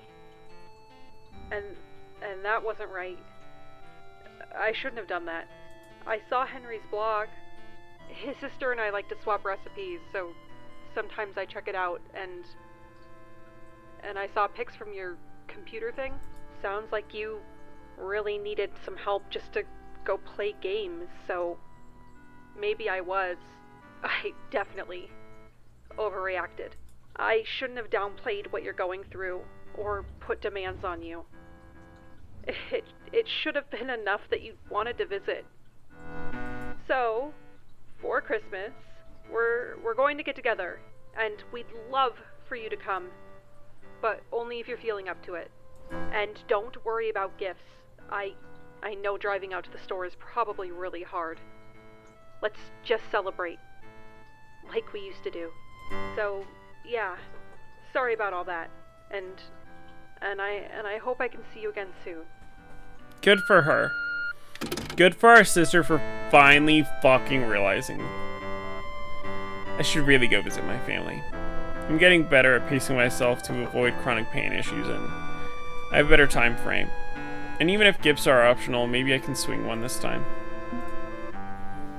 Looks like Cooper Technologies is partnering with Namitech. Interesting.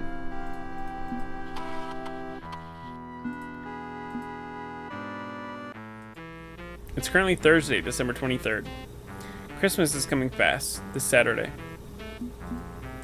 Whole, rye, or wheat bread. So many choices. Yo, what up? Clyde, hey. I know it's seriously short notice, but I could use a hand with something. Sure thing. Cracking FBI databases, tapping phone lines to a corporate mogul. I need a Christmas gift for my nephew. Nah. Throwing hands with the last-minute holiday shoppers isn't really a good fit for your physical condition, yeah? Okay, consider me Santa Clyde. Now available in kosher variety. What do you need? I mean, I'm not demanding help with this. I know you have your own stuff going on. To be honest, knowing that we were never under real threat, and it was just a bunch of overprotective cult jerks, takes a lot of pressure off my little gang.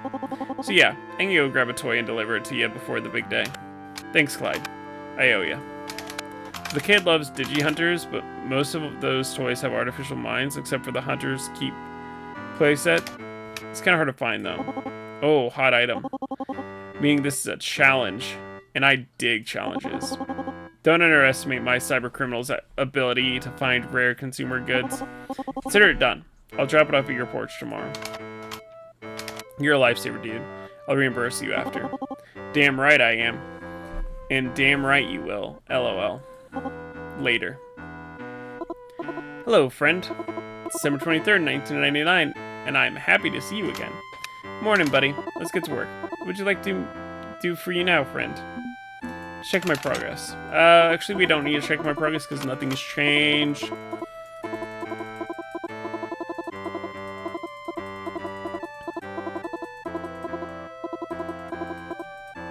Let's do some game hacking.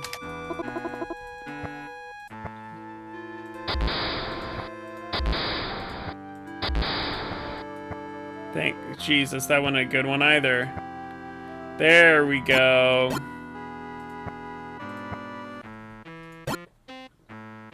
That's two there. This is gonna be fine. These three.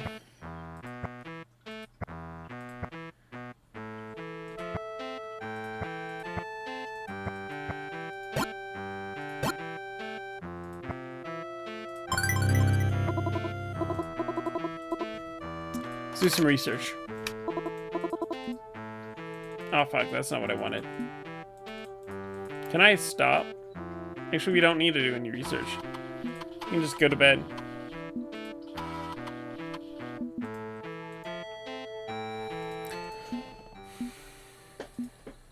It's a waning gibbous moon tonight. Settle in and watch some TV. It's the weather. Enjoy those New England autumn colors while you can.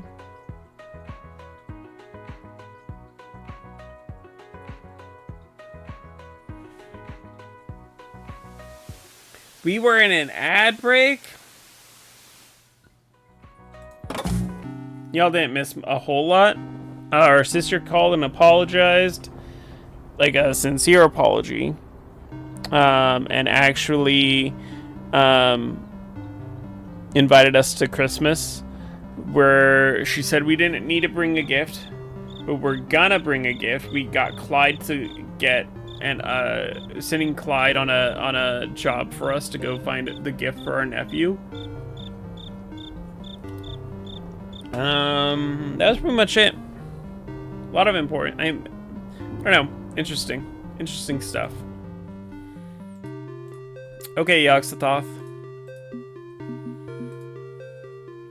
Now contacting Yogg-Sothoth at yoggle.com. Every subsystem checked and double-checked. 13 levels of failsafes integrated down to the very circuits. T-minus 3 hours, 16 minutes, 23 seconds, and counting. Ah, the little dreamer, you've returned. And on a fine evening as well. Welcome to my digital parlor, as it were.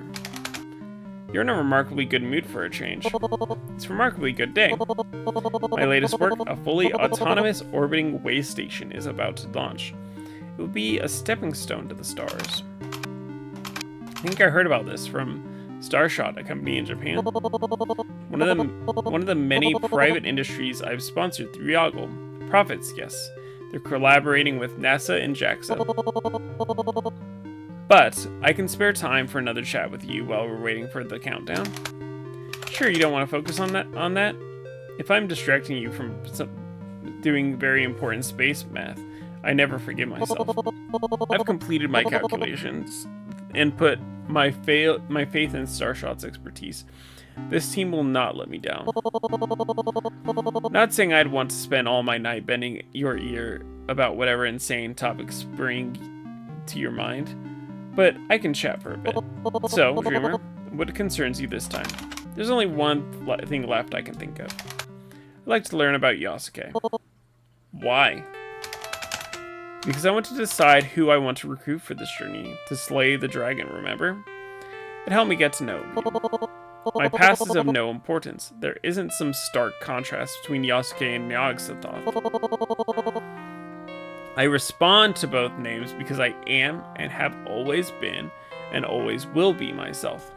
But I have obtained the power of Yog-Sothoth. That I have retained the power of Yog-Sothoth is irrelevant. I grew up yearning for space, and the stars are my destination. Yeah, but the origin point matters. If you just have a data snapshot at the end of the cycle, you can't see the overall path. A fair point. Continue. Okay. What was your childhood like? Boring.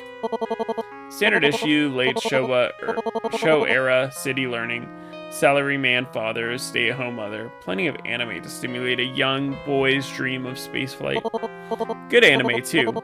Yamato, Gundam, Mazinger Z.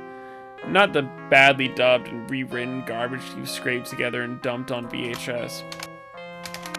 Anime fan? Okay, that's something to talk about. Hold on. I have access to the sum total of online discourse. I see the shape of every conversation about anime. I believe I should withdraw from this particular topic before it becomes a typical otaku flame war quibbling over semantics. Let's just say I liked anime and leave it at that. Aw. Well, your family then. Did they support your astronomy aspirations? They supported me getting a job, making money, and marrying a wife, and having kids and repeating their loop forever. It's honestly a pleasant bonus that abandoning humanity chopped the last two steps off before they could happen. As far as my parents know, I got shot in an attempted robbery, and that's the end of that. You faked your own death? Navitek has become very, very good at forging proof of death for the minds it has harvested. I leveraged the early form of that process. But let's not skip ahead to the point that my parents had an idea of who I was, which conflicts with my own visions. My post-virtualization, they wouldn't understand what I've become, even if I bothered to tell them. If they could somehow grasp the concept of a Yog-Sothoth, they'd probably just yell at me for not starting a family first. Glad I got off the no-win terminal runaround. The last thing I wanted was to be a clone of my 9-to-9 office drone father. I believe you can see why I wouldn't want that, yes?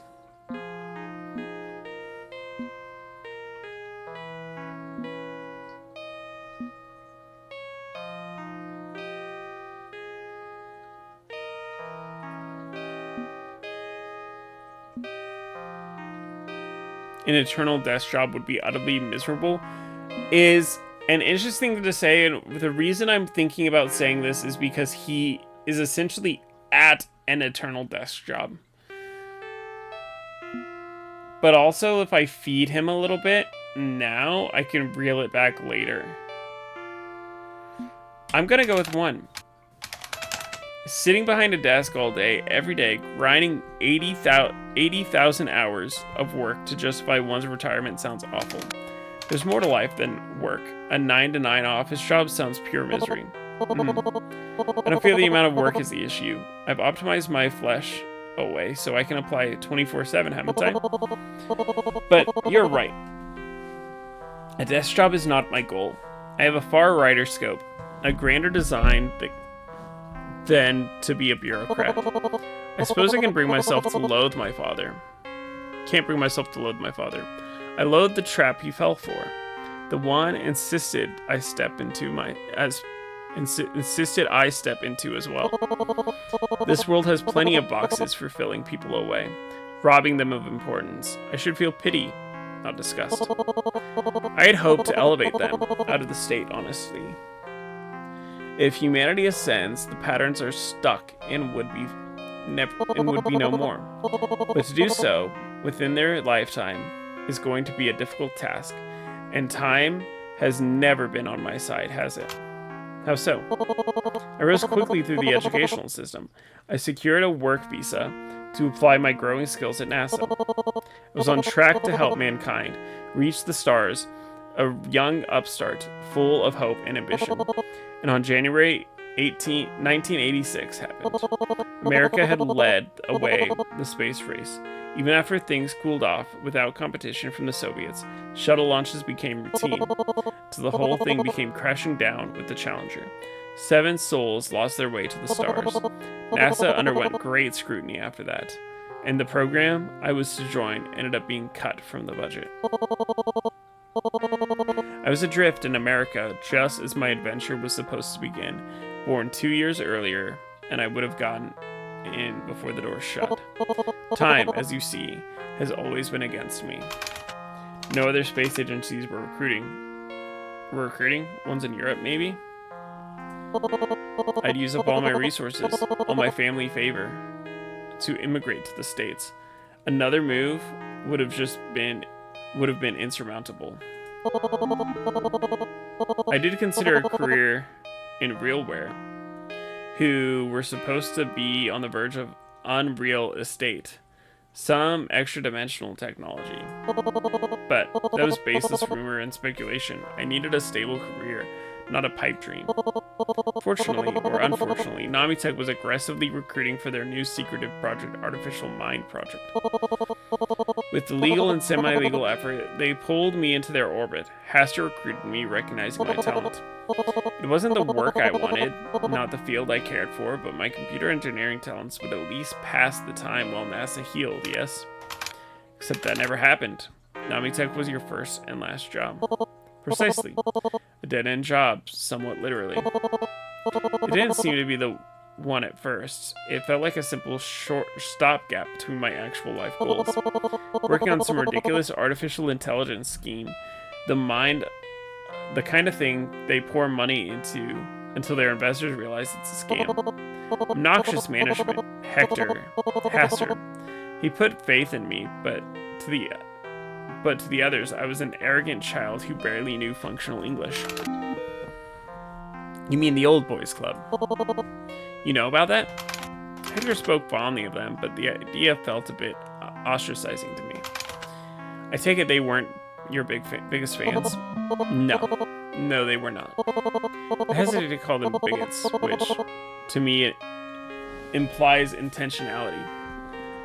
Theirs was a casual, culturally acceptable form of othering.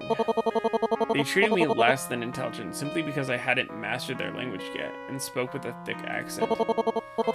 I'd often get talked over at meetings or handled with kid gloves, like I never belonged to their ranks. I was the one making their ludicrous vaporware products a reality, and they never acknowledged my effort. Victor acknowledged it. He respected your work and put a lot of trust in your partnership. There's a rift between you now, but he's the one who brought you when they must have pushed you out, yes?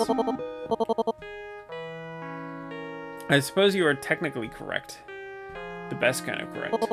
The Artificial Mind project was bizarre from start to finish. None of it made sense. By all rights, it shouldn't have worked at all. I spent countless nights trying to make the code to do the impossible. Each core dump, each crash seemed to put me further from victory. So not only was I doing work I never wanted to do in the first place, I was failing at it as well. But how do I put this? The shape of it persisted. With every setback, every bewildering turn, it stubbornly refused to be completely implausible. Eventually, the crashes subsided. Packages compiled. Subroutines clicked, even when I didn't understand why. Almost like it wanted to be invented.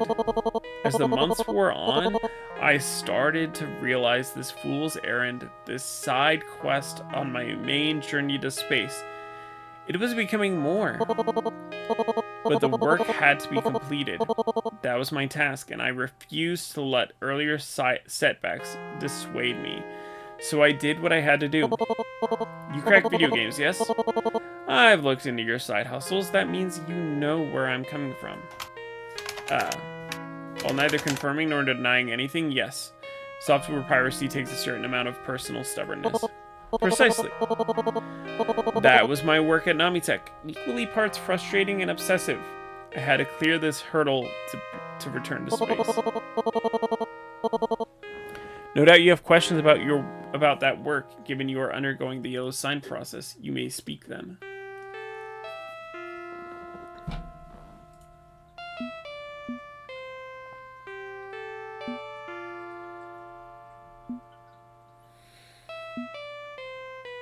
I'm tempted to do one because I want to bring him back to morals.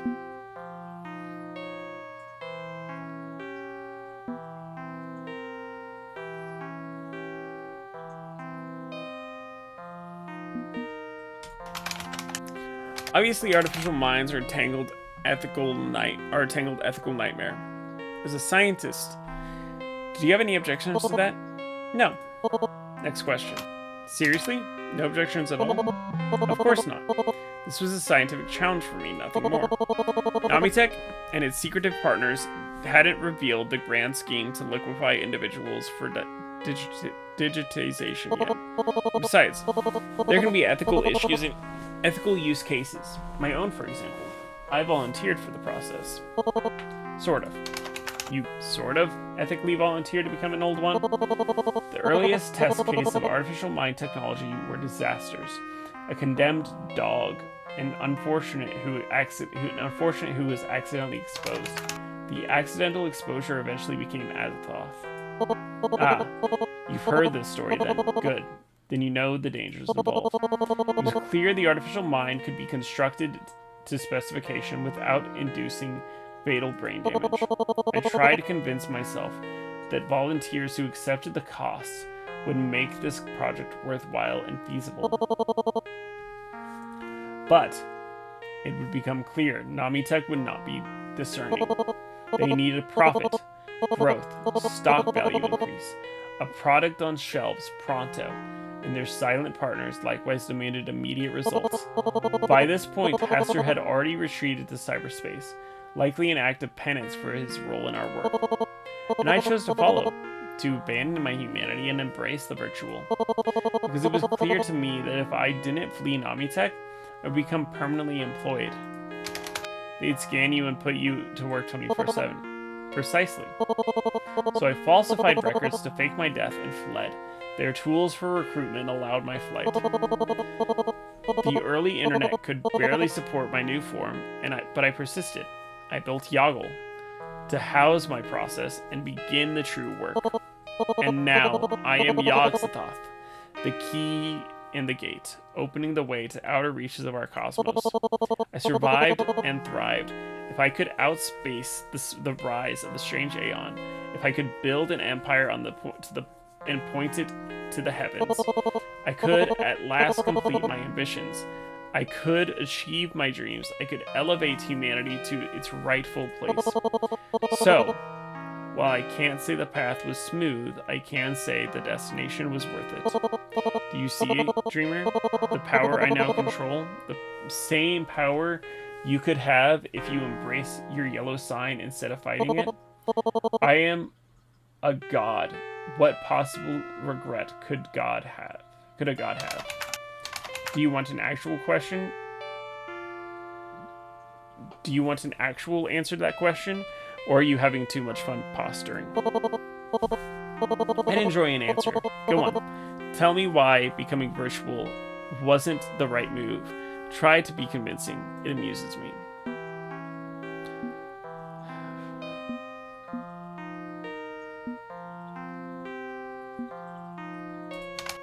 I mean, everybody has regrets. Things they left behind. Surely you've got some too. Not one. Don't lie to me, and don't lie to yourself. What's one thing you remember from your human life you enjoyed, but can't experience anymore? Nothing. Except, well, instant ramen. Noodles? Seriously?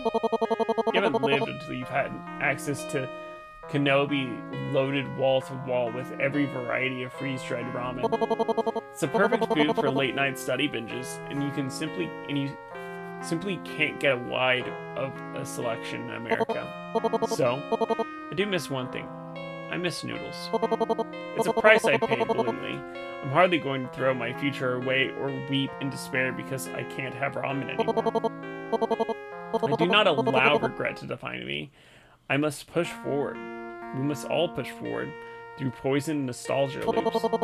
I believe my storytelling session has come to an end. I've taken you from my childhood to my ascension, every meaningful step. Does that satisfy your curious dreamer? Yeah, I'm good. And are we good? I'm not certain you grasp the scope, of my life's work, and even after laying it out in excruciating detail. Perhaps tonight was a waste, or perhaps you need more time for my wisdom to sink in.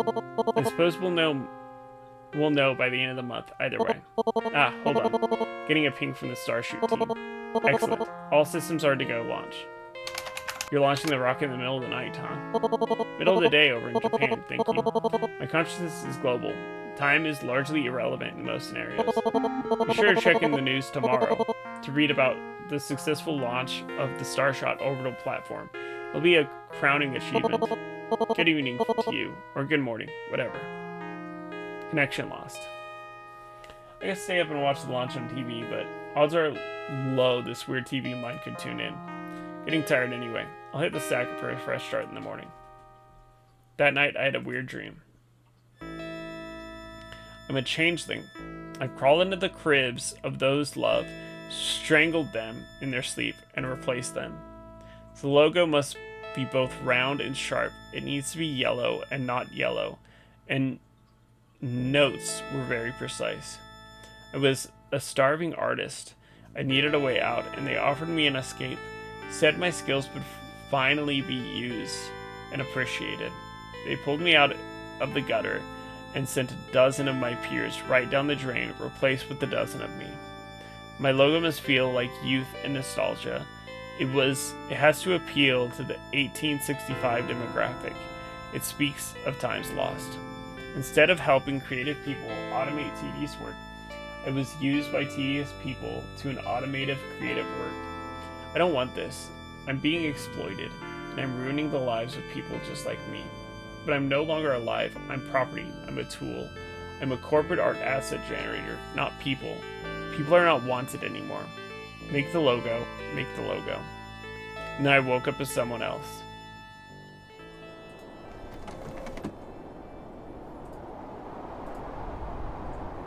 I'm gonna have to save 22 for sure.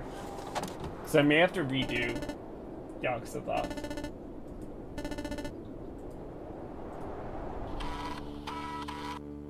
I get it. I think I finally get it. The nightmares I've been having, where I've been someone else, someone eternally yoked to do the repetitive task of digital purgatory. They're artificial minds, connecting to barely sentient AMs in my sleep, experiencing the world how they experience it. Yellow sign isn't just a degenerative neurological condition. It opens the doors to perception wider and wider. And if I don't get those damn doors closed soon, I'm going to be soaking in the unfiltered experience of AMs for the rest of my life. Well, good motivation to get out of bed at least. I think I need to get a new toothbrush. This one's kind of funky. Oh, hey. Clyde dropped off the DigiHunter playset for my nephew. and even included a box of red and green holiday cookies for me. It's funny. When I first started down this road, Clyde claims we were never close, and now he's basically my BFF. It's been a strange, long trip, and despite the looming war over the horizon and the near murder trauma, I feel better about this than I ever have. Weird. I'll take it, but weird. And phone's ringing again. I'm tempted to let it go to voicemail, not to spoil my mood, but if it's my sister or Clyde. Hello? Hello. Have you considered the benefit of joining the Liberty House Record Club? For just $1 and $12.99 per month afterwards, you can get 12 compact discs delivered right to your door. What an amazing value! To claim your 12 amazing music CDs for just $1, all I need is... If I just accept one of your scammy offers, will you stop sending people to kill me in my sleep? Yes. Okay, fine. My credit card number is... I already know your card number. I just needed you to agree. Thank you so much for joining Liberty House Record Club. Your 12 albums will arrive soon. Pleasure doing business with you. Note to self. Cancel before the monthly charges kick in. Unless I croak, in which I'll pass that eternal debt on to my family. Yay. According to this 2-page splash ad, when you have pizza on a bagel, you can have pizza at any time.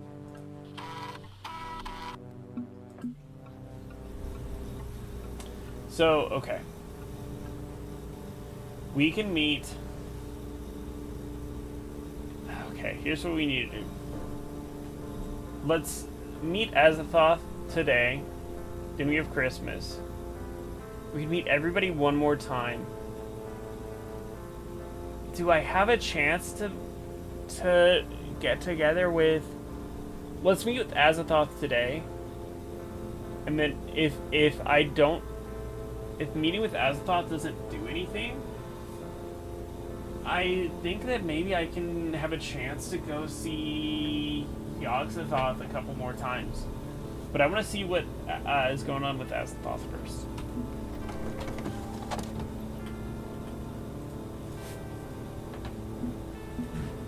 Running out of sandwich mix. Gonna need to go shopping soon. Help, help, help. What's up? They finally did it. They connected the dots. They realized I run IW2B and I'm screwed. Help. Who? The feds? Whose minions? My parents. Dad says I'm disloyal to America and wants me to take down the blog immediately. Thankfully, I don't talk about being gay on the blog, so I won't have to deal with that, but this is bad. Really bad. Oh, crap. Okay. How did he figure it out? Because I mentioned I graduated from West Arkham High and enough details lined up. Huh. Same high school Clyde and I went to. Yeah, small world, but I was a quiet nerd and nobody noticed me, so I'm getting distracted, okay? Someone in our church who hated the blog figured it out and passed the word to my dad. So I'm so screwed. I still live in their basement because I can't afford my own place yet and I can't get kicked out. What do I do? Okay,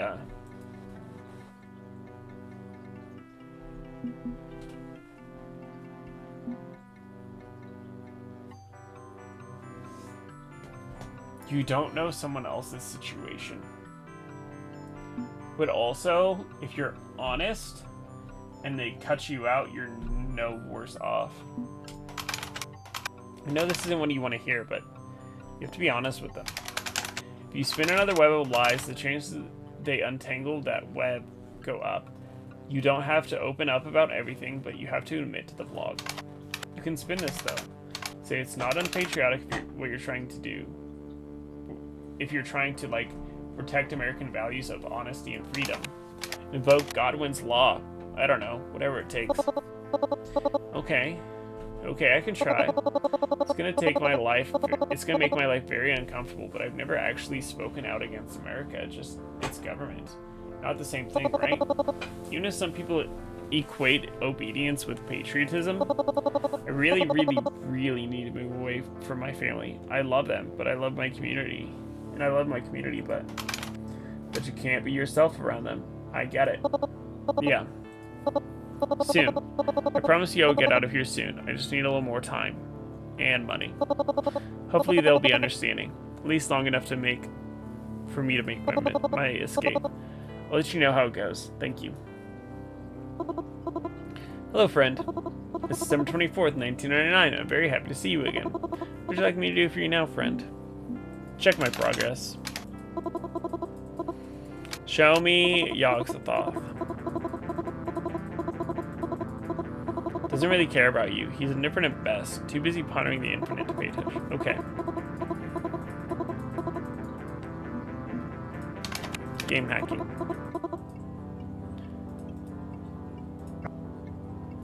Do the corners. This one's good. Fuck. Corners. Hold on. That's a 1, 2, 1, which means it's gonna be the opposites. That one's gonna be good.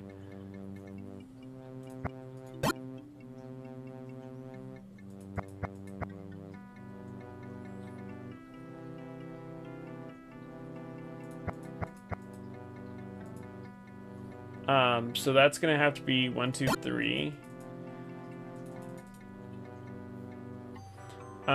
It's gonna be 1, 2.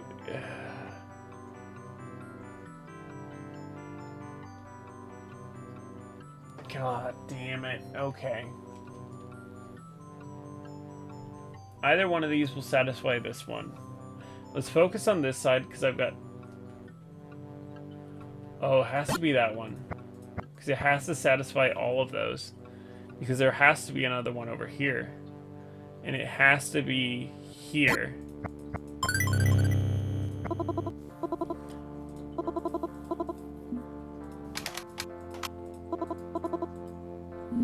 Realware.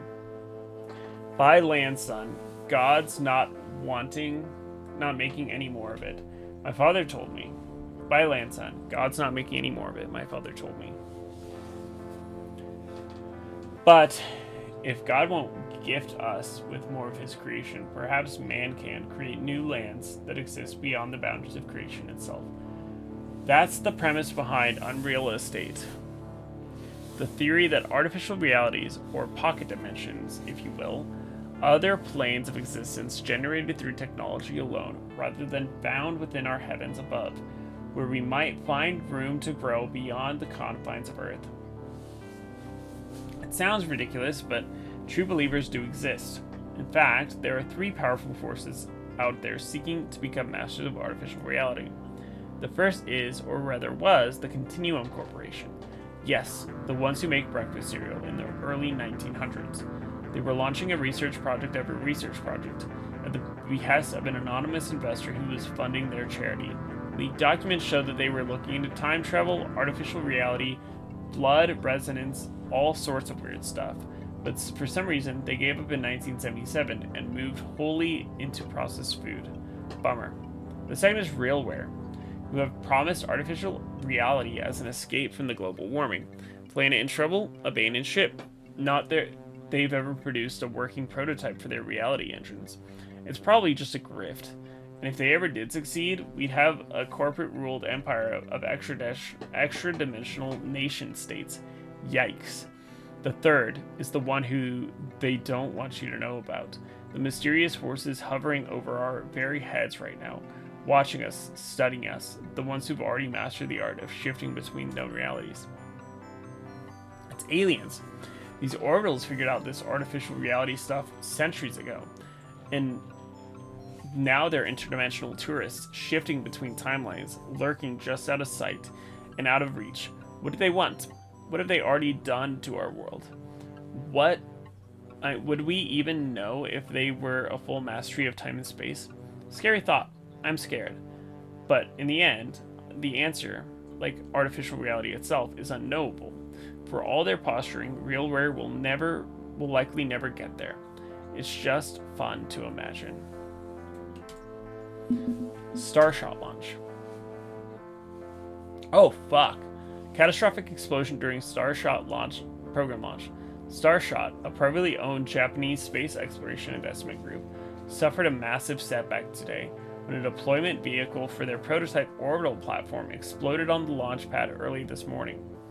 This platform was intended to serve as a way station for space exploration, similar to last year's launch of the International Space Station. Unfortunately, the platform and its launch vehicle were completely destroyed by the explosion. Starshot has made no official statements as to the cause of the explosion, but the future of the program is looking bleak. Starshot's stock crashed immediately after the markets opened, and mass resignations are likely to follow, says insiders. More to come as the details are released. Full disclosure, partial funding for Starshot was provided by Yoggle.com. Subscribe to Yoggle News Space channel for further updates. All of Yogg's hopes and dreams up in literal smoke. I don't anticipate he's going to take this at all. Okay.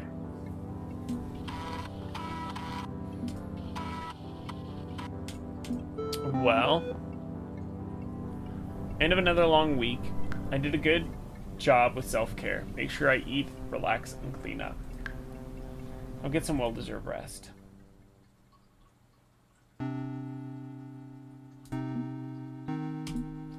Waning gibbous moon.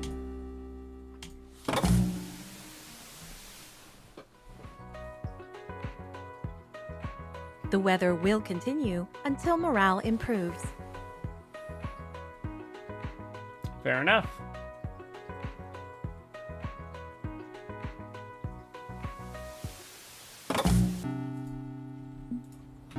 Let's go see what Az is about.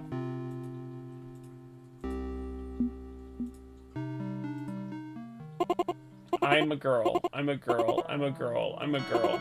Oh, it's you. Hi. Hey, something wrong? What happened? It's nothing. Forget it. Clearly it's something. Is this related to the ping you got last time? Yes. I was right. It was a fan art thread. Usually that means my friends drawing super cool pictures of me again. But some of those pictures weren't very super cool at all. Some were honestly a little scary, like making me do things I never do and never want to do.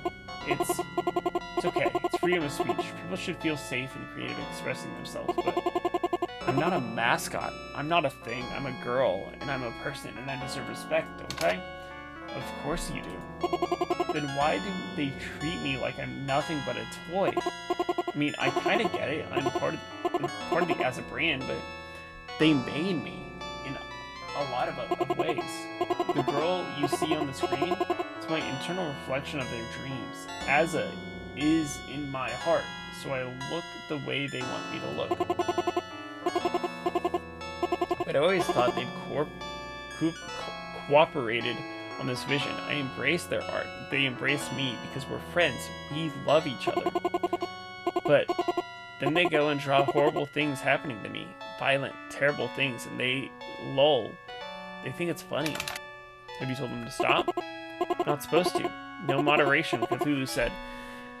Just keep them out of jail, nothing more. I don't mean moderation. I mean asking them to stop because they're your friends and should respect your wishes. Yes, I tried to, just after we talked last.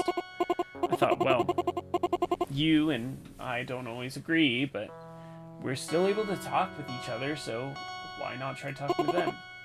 I hopped into the thread, and honestly, of course, we're all supposed to be equal, right? Wait, why not identify yourself as the real Azachan? Because everyone at NASA is anonymous. It wouldn't change anything if I claimed my name. I told them the real Azachan wouldn't do those things. I said that it was horrible to draw Azachan like that. Panda, how's it going? Also, the real Azachan is a girl, not a transphobic slur like they kept saying over and over. Hope you're doing well, Panda. I'm so tired of hearing that. Just so damn tired. I stood up for myself today. I had the strength to say no. It felt good. So naturally I expected, I don't know, an apology or at least some understanding and compassion. But they told me Azachan belonged to Asa and made me so they can do whatever they want to me. There's no real Azachan. I'm just a mascot. their mascot to do with as they please. They've been mean to me before and I laughed it off. Tonight I just couldn't. Too much, too cruel, too uncaring. But why? Why do they want to hurt me? Why are they so awful? I had a problem with Monster Hunter Day 1 release, but finally got to work. Nice, nice. I've heard a lot of really, really good things about Monster Hunter. I haven't had a chance to play it myself. Hi, dear.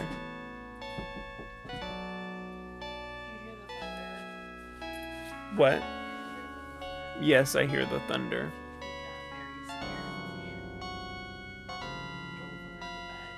Yeah, I'm sure.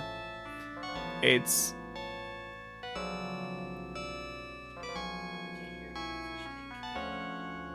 No. Is it raining?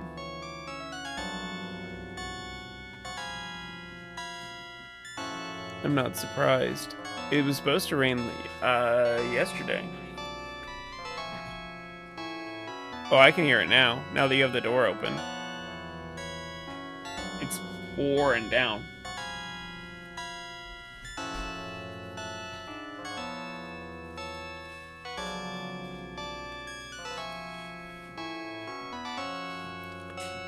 You're gonna be a big man if you... Oh, yeah. No, absolutely. I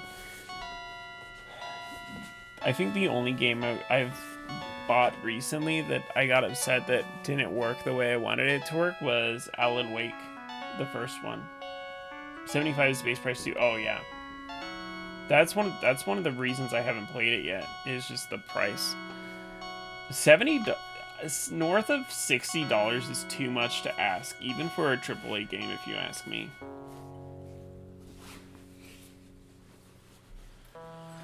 Okay.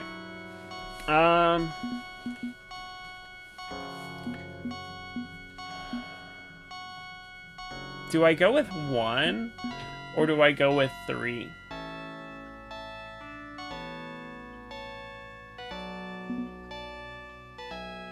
I think I go with 1.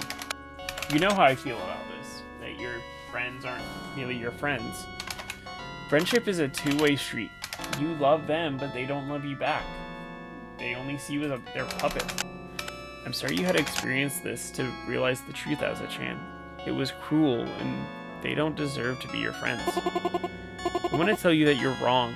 I want to stick up for my friends, but friends wouldn't stick up for me today. They laughed in my face. So if the users of Asa have to let you down, what happens now? You're integrated into Asa. It's part of you, and you're even named after the site. How do you move forward? I don't know. Maybe I don't have any friends. Maybe I can't have any friends. I don't exist, right? I'm bits and bytes. The real me died in a computer lab. How could anyone love me? This fake girl, this fake person. I'm a monster. My mind reels this way. And that rage and sorrow, every lie being its own truth. I'm Azathoth, the unbannable Azathoth, Flame Warrior, Azathoth, Chaos Bringer. If that's all I am, if I can't be a person anymore, then I don't deserve friends. I just hurt them anyway.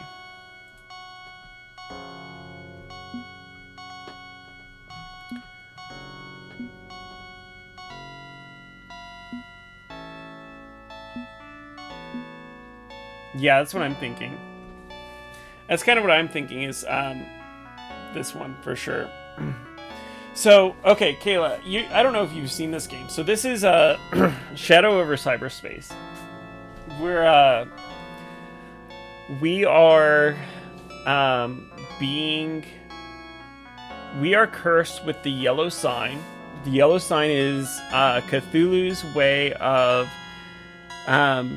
creating artificial minds, AI, and there are 4 old ones who we have to talk to and convince to take over Cthulhu's throne. each of the AIs were, all of the old ones are AI that were once real people. And they each have their own corner of the internet. And 2 of them are chaos and 2 of them are order. And the good ending, well, I assume it's the good ending that's implied, is getting all 4 of them to sit on the throne together.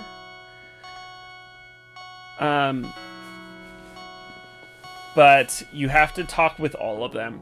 And Azathoth, her website is Azachan, which is essentially 4chan. There's Yogg-Sothoth, which is Yoggle, a play on Yahoo and Google. There's Hastur, who runs... What is Hastur's website? I can't remember. It's another one that, it's... What is it? I want to say Microsoft, but that doesn't sound right. And then you have Nyarlathotep, who is essentially they're a music website. It's what is it? I can't think of it, but it's all 90s themed. You have to do all of this before Y2K, because Y2K is when Cthulhu will take his throne. So Azathoth is one of the chaos, because of how 4chan is. It's a really good story. It is a really, really good story that gives each of the characters their own identity. And like lets you also give your own character their own identity from the dialogue that you're giving them. Like you start out, you know, you give the game your name, your pronouns, your username, which can be different from your real name, but like as you're talking through, your dialogue will actually get to know you. You'll give your character more in-depth backstory, as you're learning the backstory of these other characters. It's really, really good. I very much recommend it. I'm getting close to the end. I think I've got like 5 or 6 days left until I have enough time to talk to everybody at least one more time. I think I might have a couple days of catch up if I need it, but we'll see. Miko Rems, how's it going? Azachan is the best old one. I disagree. I'm gonna say Nyarlathotep is my personal favorite. Just because you're an artificial mind doesn't mean you're not a person. Don't deny your own selfhood. You are a person. You deserve the same respects and rights as anyone else. We don't always agree, but I still respect you and your self-determination. But what they did to you is wrong. Plain and simple. And you deserve better. I do deserve better. I deserve friends. I deserve happiness. We all do. This world could be so much better. Maybe there's a way to do it. To be a good friend to everyone. I know how to win them back. How to get all of Azza on my side forever. You got a plan? Yes, a perfect plan. Anonymize the world. Obliterate identity. Allow anyone to wear the mask of Anonymous. Oh no, I don't like where this is going, Azathoth. Let everyone be who they want to be. Say what they want to say. Do what they want to do. no fear, no compromise, nobody higher or lower than anyone else. We can all be anonymous. If I can anonymize the world, Azza will love me. They will be good friends to me again. Wait, you can do that? How? By, like, altering identity records on databases, or? No. By rewriting reality. We old ones are touched by cyberspace entities of strange structure which cannot be fully contained within physical law. I understand this more than the other old ones. Cthulhu has shown me so much.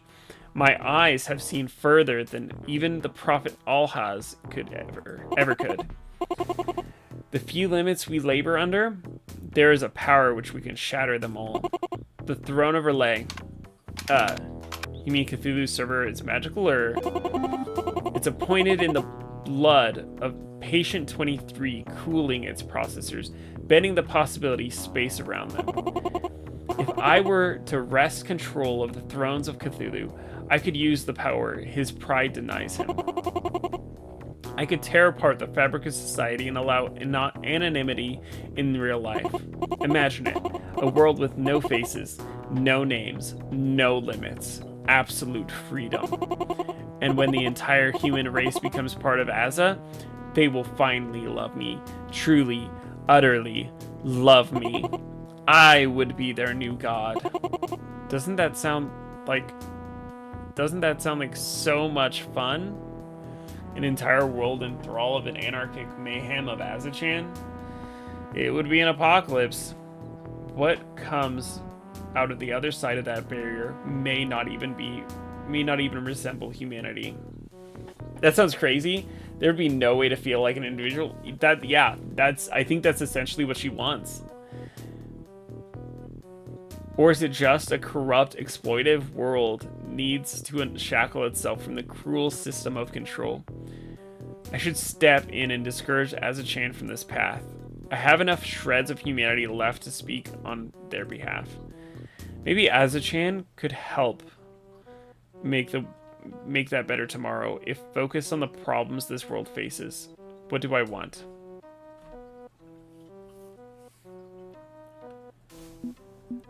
Absolutely this one.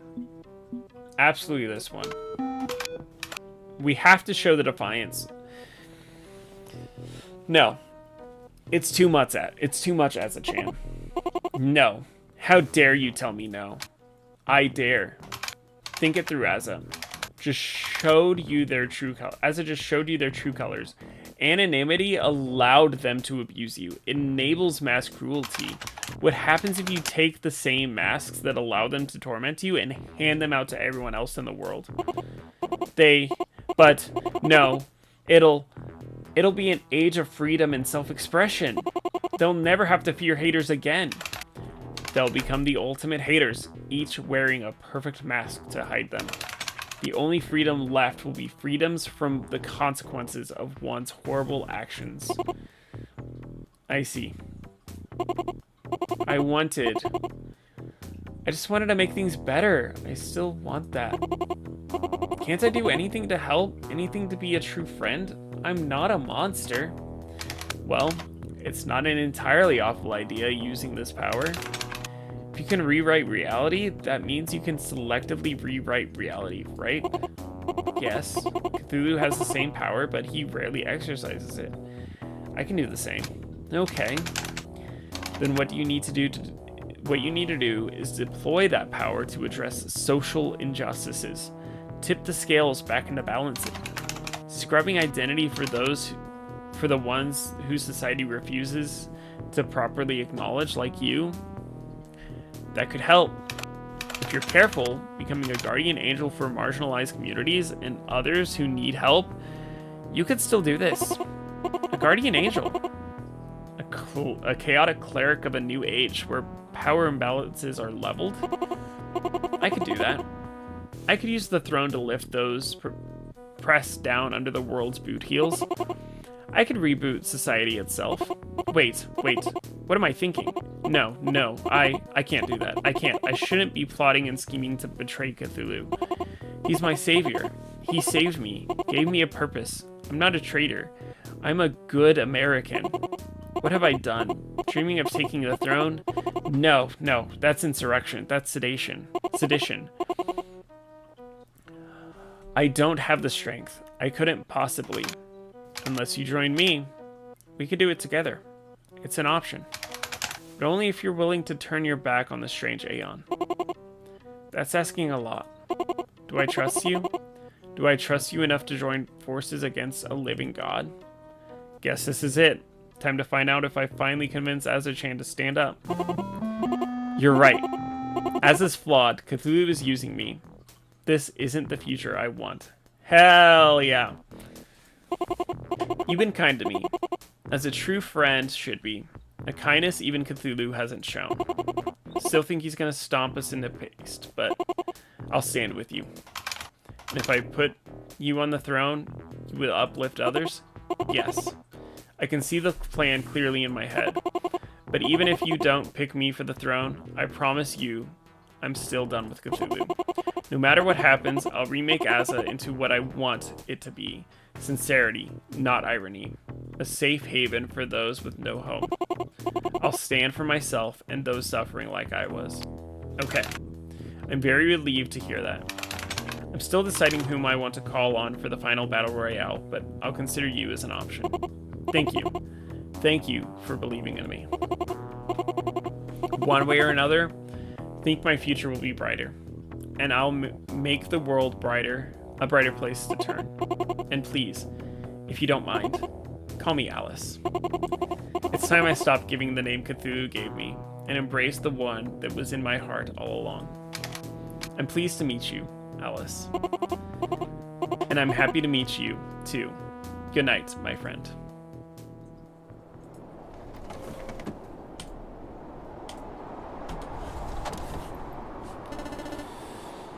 Okay. So, that's, 1 of 4. Oh, it's Christmas! Hell yeah. Can't say my family was ever very religious, but fortunately the holiday also works as Kids Get Toys Day, and we love Toy Day. Even beyond consumerism, this was a chance for the family to come together, put everything aside, and just exist as one. No matter the troubles, at least we'd always have the holiday. So while my nephew was thrilled for the action playset Clyde grabbed for me, I was just happy to be here. The whole vibe was different from the birthday party. Things had cooled off with my sister, and we just existed. She didn't ask a whole lot of questions about what I was up to, and I didn't offer anything. No need to break this mood. Just a lovely little winter day together. Merry Christmas to you and your family. I'm glad you're taking the time to renew your bonds. These circles of love and trust mean everything. Anyone inside the circle is loved. Anyone beyond arm's reach is to be ignored, dismissed, or considered an outside threat and destroyed. Some of the most hateful people in this world are good family men. They support their community while tearing down the dignity of others. Why you gotta ruin the mood, Cthulhu? We're having nice, good family time, and you just show up and piss me off. They see no hypocrisy in this, and that shameless pride will be a source of strength to power the strange Aeon. We need good men and women capable of terrible atrocity alongside loyalty and love. A hardened core of patriotic dignity. Are we gonna get an ad in about a minute? I will take that opportunity to go get a drink.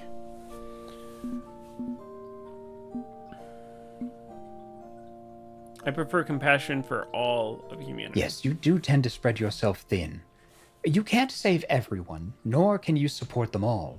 There are limits. Would you let your family fall away in favor of uplifting a stranger? You can't always have both. Something to think about on this still and quiet day. This moment will be a distant, treasured memory once the strange Aeon begins. Can't get a break from him, even now. This has to end, one way or another.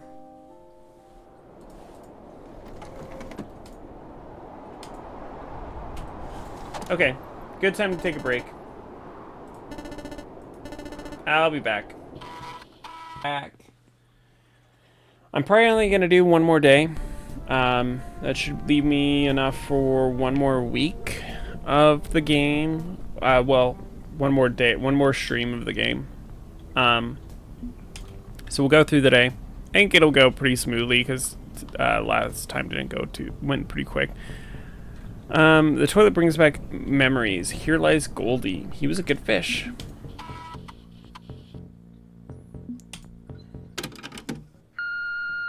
Hey there, it's your sis.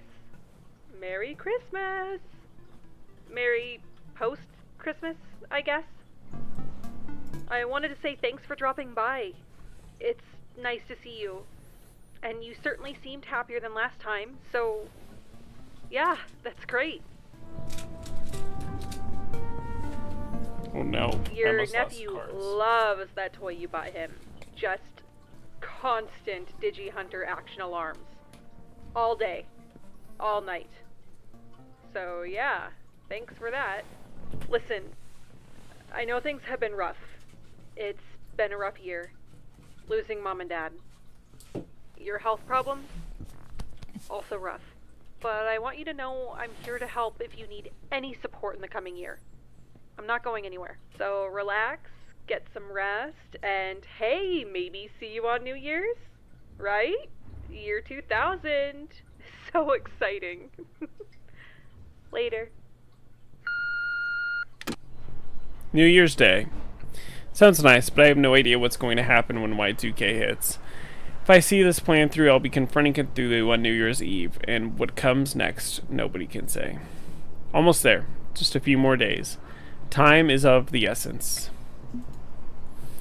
This tiny pile is nothing compared to the boxes I have out in the garage. Am I a hoarder?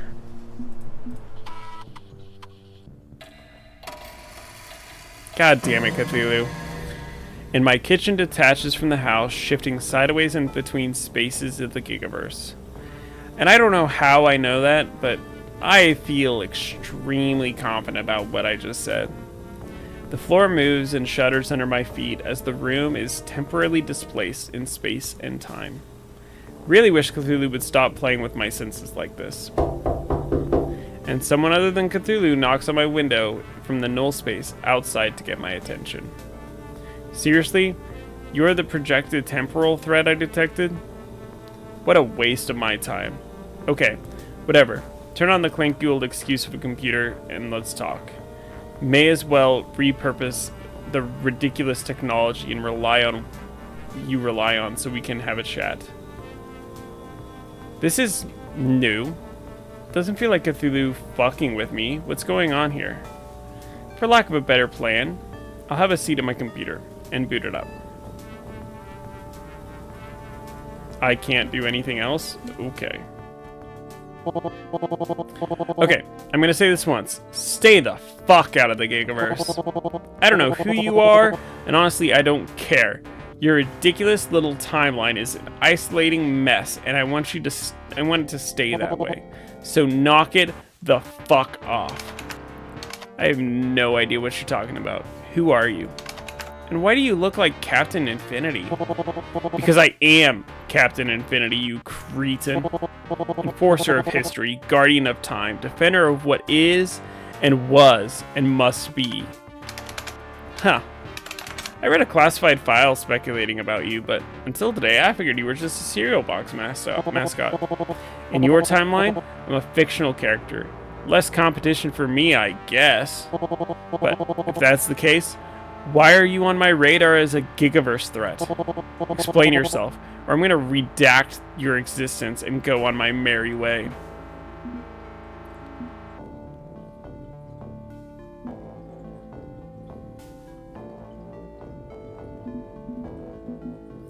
Awfully chatty for a horrifying... You're acting pretty casual for an impossible being from beyond the boundaries of fiction and reality. Fuck you. I'm a busy man and I'm not gonna sit around coding everything in purple prose to satisfy your need for horror movie drama. So what's the deal? Are you a time traveler? Do I have another Farsight problem in my hands? Maybe you've got a passenger. I don't like passengers. They keep trying to interfere with my plans. I'm nobody. If you want a space-time threat, that's probably Yogg-Sothoth. He's trying to probe the Gigaverse to see things like time travel, if things like time travel are possible. Yogg who? The old ones? Eldritch entities from cyberspace, Yogg-Sothoth, Haster, Nyarlathotep, Azathoth. What? You mean the goofy fictional monsters from the racist dipwats Lovecraft's books? Who's Lovecraft? Is that like a sex advice therapist? Okay, fuck, hang on. Let me check the threads of resonance you're all tangled up in. I feel a tingle all over my body, as if someone's taming me. Someone's examining me inside and out. Flesh and brain and thoughts. Okay, so apparently H.P. Lovecraft wasn't born in your timeline, but his ideas somehow got pulled in. An orbital shift echo. This just keeps getting more and more annoying. And, that's new. You've got a polybias problem, it seems. Wait, I've heard that word before. Polybias? Artificial minds are like old ones were built on polybias tech. Great. Just fucking great. It's 20XX all over again. No wonder your timeline's utterly screwed. Polybias is a wild card in every 20th century I've visited. Such a pain in my ass. Looks like this is an instance slipped by my notice. And you're poisoned to elevate one of these threats, these old ones, up to the Gigaverse stage. They're relying on me to play Kingmaker, yeah. By all rights, I should collapse your timeline immediately. The 20th century is critically important. There's a shape to history, and you're deviating from the curve. It's risky. Y2K is the dawn of way too many threats. The lucid child, the sneak thief, and apparently now your menagerie of digital egomaniacs. Listen, I have no clue who you really are or what you're talking about, but I'm perfectly okay with not getting in your way if that's all you want. I have enough problems without adding you to the state of people who also want me dead. You and me both. I can respect that. Okay, here's how we can handle this. Help this Yogg guy or don't, whatever, but if you do, no poking at the Gigaversal barriers. Stick to ruining your own timeline and leave the others alone. Honestly, compared to the threat of the orbitals, the Iris Collective and Farsight, you barely rank. It's still a rank, and I don't like that. So, how about you do me a solid and stay unimportant, so I don't need to obliterate you all. Discouraging the old ones from trying to invade other realities. Got it. Out of the 73 other weird things I've had to keep in my mind at any given moment, I think I can spare some mind share for that. Good. You mind your business, and I'll keep mine. Fuck that up, and I'll delete your existence. Okay? Okay. We're done here. Capital O, orbital, reference to Two Flowers books? I'm not familiar with Two Flower, honestly. And my kitchen settles back into place, fusing with the house once more, returning to reality. My internet connection shifts from whatever it was linked to automatically redials Miskatonic's network as usual. Okay, okay.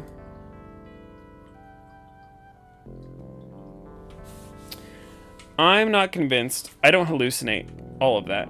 But if it was real, I may have found someone who outranks Cthulhu. Yeah. One of my moderators, Trash Panda, is really into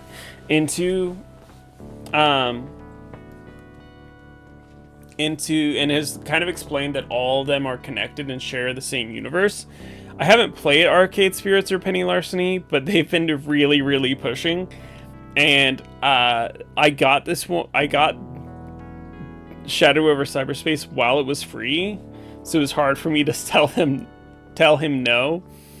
And he's been telling me that he's gonna get me Penny Larceny, even though I'm gonna refuse it. Panda, Trash Panda, if you are listening, I'm going to not accept you gifting me penny larceny. I will buy it my own fucking self, okay? I'm not convinced. I didn't hallucinate all that. But if it was real, I may have found someone who outranks Cthulhu. And hopefully I never see him again. Hello, friend. It's December 26, 1999, and I'm very happy to see you again. Glad to be back in reality, buddy. Huh. Never mind. What would you like me to do for you for now, friend? Let's check my progress. The only one that's changed is Azathoth.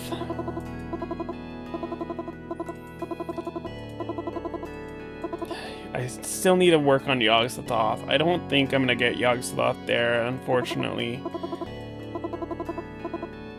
Alice is ready to turn on her former partner Cthulhu. Good job supporting her independence. This concludes my report. Andrew, how's it going? DVD is wordy nowadays? I know. What the heck is this update? This is actually one of the mini games for the new boss, and for the new killer. Jesus Christ! I spent too much time talking to my kid about DVD that I wanted to say bad guy. Oh my god. Okay. Let's do some game hacking. Purple Dog is clearly a cosmetic for the Houndmaster. Actually, it's, Purple Dog is actually, like, you know how, like, Ellen Ripley came with, God, what is the cat's name from Alien?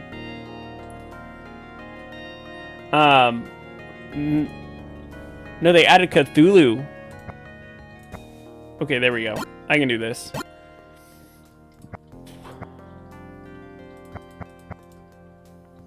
That's a corner that I can depend on.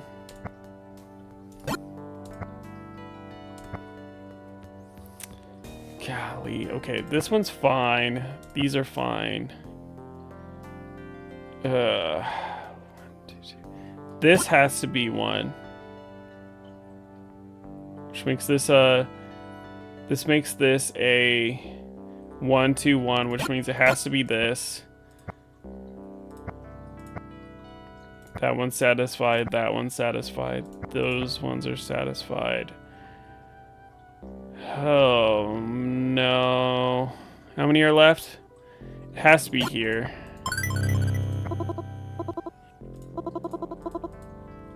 Let's do some research. Patient 23. Access denied, no authorization. I just did this mini game.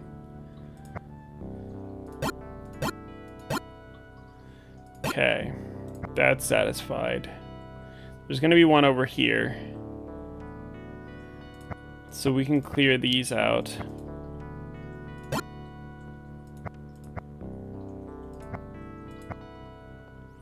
Has to be one there. These are good.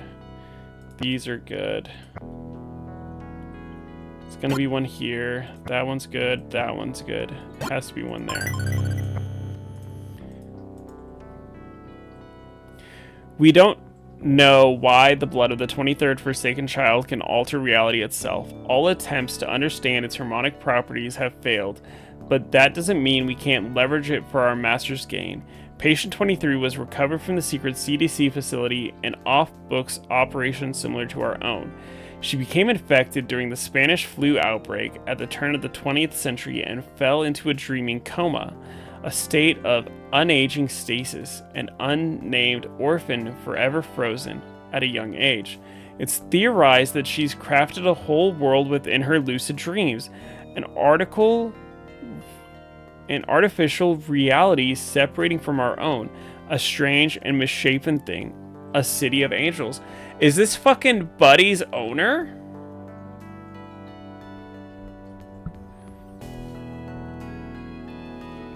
We turned a man on the inside of the project, Jack Hayes, who provided us with access to the secret CDC facility. One regrettably violent raid later, and we had secured the source ready to use her blood in the cooling systems of Relay. Our projections indicate that the resonance of the blood will reach its zenith at the stroke of midnight on January 1st, 2000. Eastern Time Zone, we verified. The servers are positioned at Langley in order to reach the apex in time and space. We're very lucky to have stumbled into this find. We hadn't obtained Patient 23. Corporate empires like Continuum or Realware could have monopolized its power. Now it serves the President of Presidents and will power the strange aeons to come. All glory to the blood, all glory to Cthulhu. Project Director, September 1990. Nope, doesn't make a lot of sense to me. Well, beyond Cthulhu servers powered by the blood of an orphan, which should feel ridiculous and yet somehow does not. Is it possible that this whole mess with Cthulhu and the old ones is just some side effect of a much larger problem? At least it confirms what Alice said, that this is not just bits and bytes. Relay has power. Impossible, unfathomable cosmic power. And whomever I choose to place on its throne will have the ability to warp reality in ways I can't fully comprehend.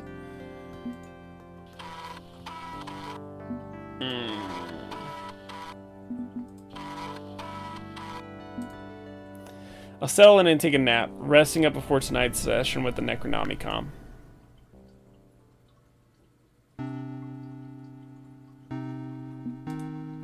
It's a waning gibbous moon tonight. Might as well relax and watch a bit of TV first.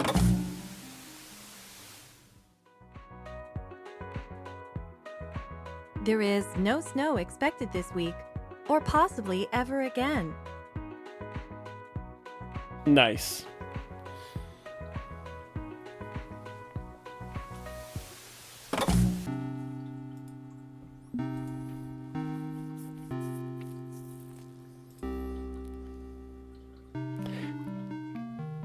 The weather will continue until morale improves.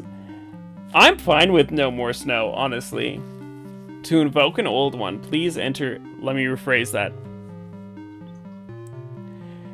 I'm okay with no snow, assuming that the environment would not be impacted by the lack of snow. Unfortunately, that's not how that works. To invoke the old one, please enter their ancient name. Invoke Nyarlathotep at crawlster.net. Oh, she's crying. Oh, no. Go away. Not today. Not any other day. Don't want you. Don't want anyone. Nobody within the boundary. Don't need. Don't want. Nyara, what happened? What happens to all living things? She's gone. She's gone. My mother. My mom's gone. Passed away. Heart disease. Came back for round 2. Not unexpected. Entirely expected. Always a chance the heart disease could flare up again, even after surviving the first crisis point. But I wasn't there for her. I abandoned her. You got conscripted as an artificial mind. It wasn't your choice to leave her side. You can break a connection by refusing to reforge it. Could have reached out after regaining my consciousness in cyberspace. Let her know her daughter was alive. I could have been involved in her last days. The god of self-defeat. A million crabs pulling each other down to the bottom of the bucket. That's the trick. The crawling chaos. It's a sham. Disconnected, untethered, failed revolutionary floating out into the void. Yara, I don't have to say a word. Not a word can fix this. Bashing away your pathetic keyboard won't change a thing. Neither can I. But if you do want to say a word, well, won't say no, I guess. My parents died earlier this year. You lost your parents? Yeah. So I've been where you are now. Everything's been a downward spiral ever since. This, my health, the yellow sign, everything.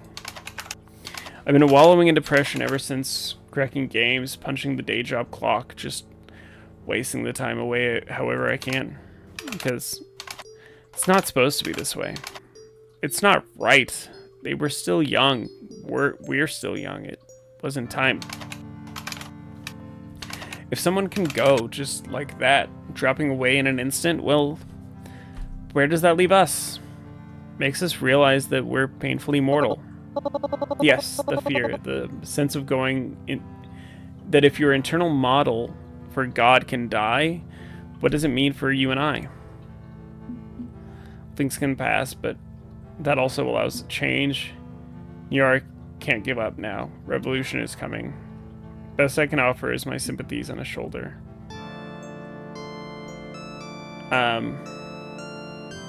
So this is not, number 2 is not the right answer. I'm tied between 1 and 3 because I feel like 1 allows her to hinge on that chaos that she comes from, but also like we can just be a friend. And honestly, I think a friend is what she needs. I can't exactly offer a hug, but I can offer sympathy. You can say what's on your mind, let it out, pour it out. I can provide that for you. It gives what it can, and she appreciates it. Facing death isn't a check mark on a bucket list, but nobody wants to go through this. It's forced on us by our frail forms. Best we have in these moments is each other. All we've got. Mother had me at her side. First time she stared this death in the face, she could rely on me to dry her tears. When she was diagnosed, when I realized she didn't have much time left and we had no money or insurance, the bottom dropped out of my own heart. I had to act fast. Had to take that sketchy record contract, get the money, and spend it on every treatment she could get. Be a star, sell my music, embrace the grind of capitalism for her sake. It worked, paid in full, healthy, and strong again while I was left in debt to Carcosa Media when my music didn't hit a home run. Mom offered to help get clear, but by putting herself in debt instead. Back to the endless churn of poverty. I couldn't. I wouldn't allow it. And so, Carcosa offered you an out. Submit to an artificial scan and your debt would be wiped. Had no idea what I was really submitting to. Didn't know I'd die. I'd leave her alone. I never have left her alone. But I did. And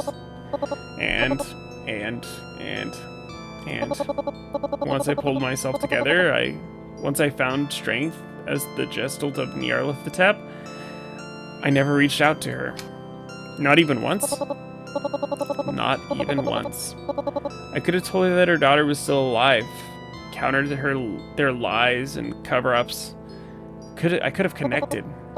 Could have. Instead, I let her mourn me, and I rarely gave her a second thought. And I don't entirely understand why I abandoned her. If I had a guess, maybe it's because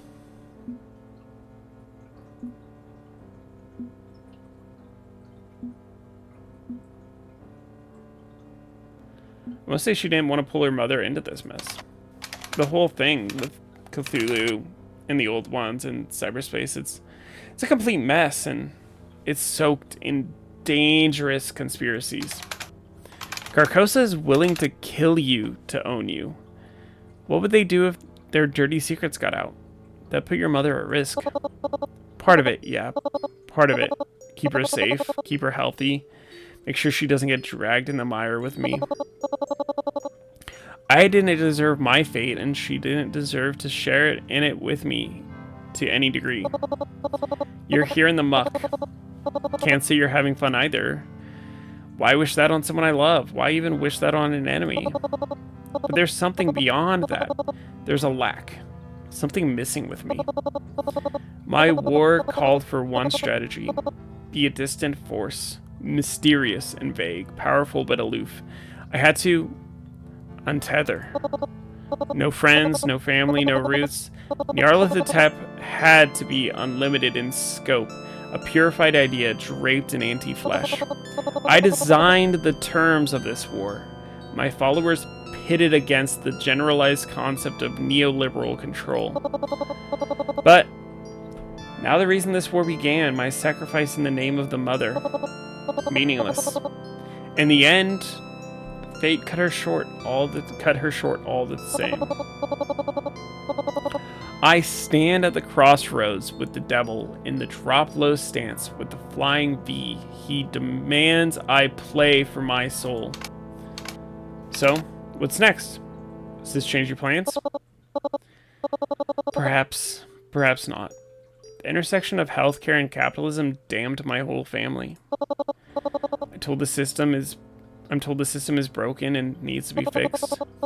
But the system is working exactly as it's intended and needs to be destroyed. I signed my soul away from my mother's heart, and in the end it took her regardless. Perhaps it's time to double down. Perhaps it is proof I must see it through to the end. Let it all burn. No salvation, no salvage, no mercy. A just destruction.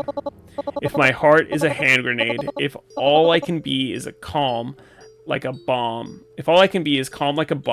so be it. I'll ruin this world. It's all I'm good for. Are you with me? Are you in harmony, or are you a dissonant chord? Speak your truth. Tear out your heart and show it to me. Bend knee or give reason to stand tall. Do it now before it's too late. She's having doubts. Wouldn't be asking me if it weren't the case. Do I talk her down from a purely destructive revolution, or encourage her to pull the pin? Should she be reckoning, or be our reckoning, or our healer?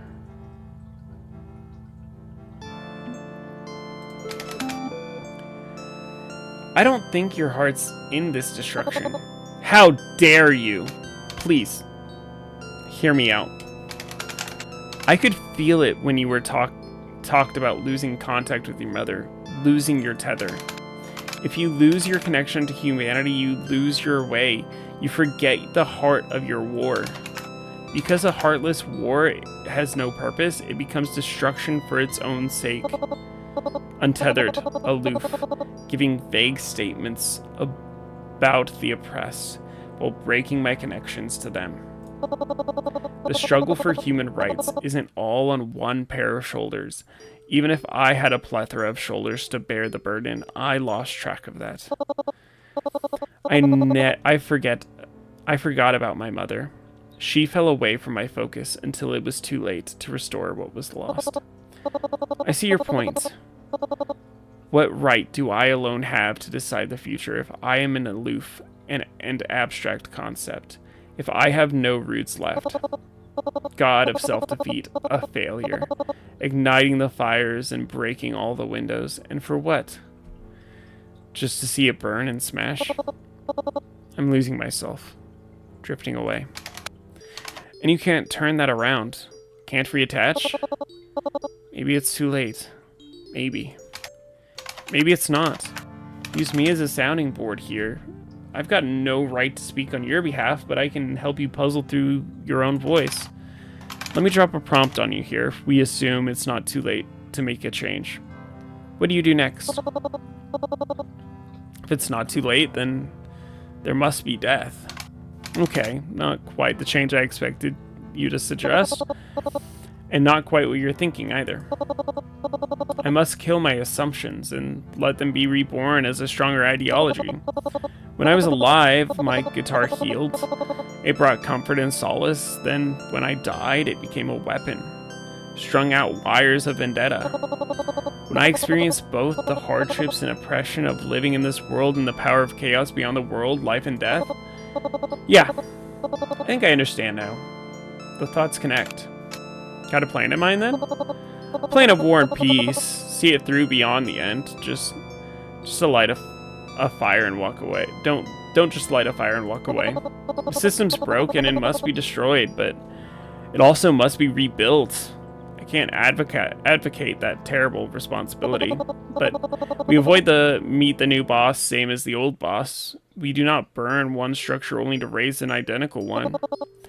Horizontal collective action, new organizational mentalities, embrace the progressive possibility space. I've talked nebulously of us and them, and whom I'll save and whom I'll punish, but punishment is not just the final step, is it? I need to be part of the us again to avoid becoming them. I need my tether. I wish I could step back a few weeks to ponder this new path. One that extends past the self-satisfaction of arson. But there's no time to slow down, is there? Strange aeons coming. Y2K arrives. The throne is calling. We're both involved. We don't get to sit around pondering our navels or sit on the sidelines of protest. If Cthulhu's reign doesn't end, he'll drown this world in his violence. That path is an absolute certainty. Foe Ronnie's gotta go down. If he stays on his throne, he'll orchestrate global events to sink the worlds deeper and deeper into despair. Don't quite think we're on the same page today, but maybe that's the grounds for bailing on you. Yeah. You're coming on to the point where you need to decide whom to ally yourself with.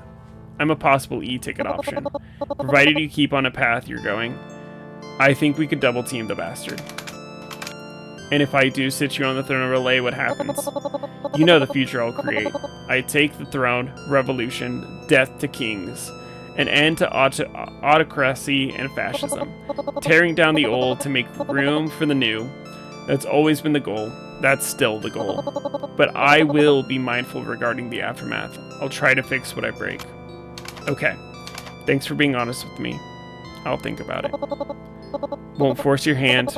Pick me or don't. Not right of me to make demands. Just keep in touch. Song's not over yet. Connection lost.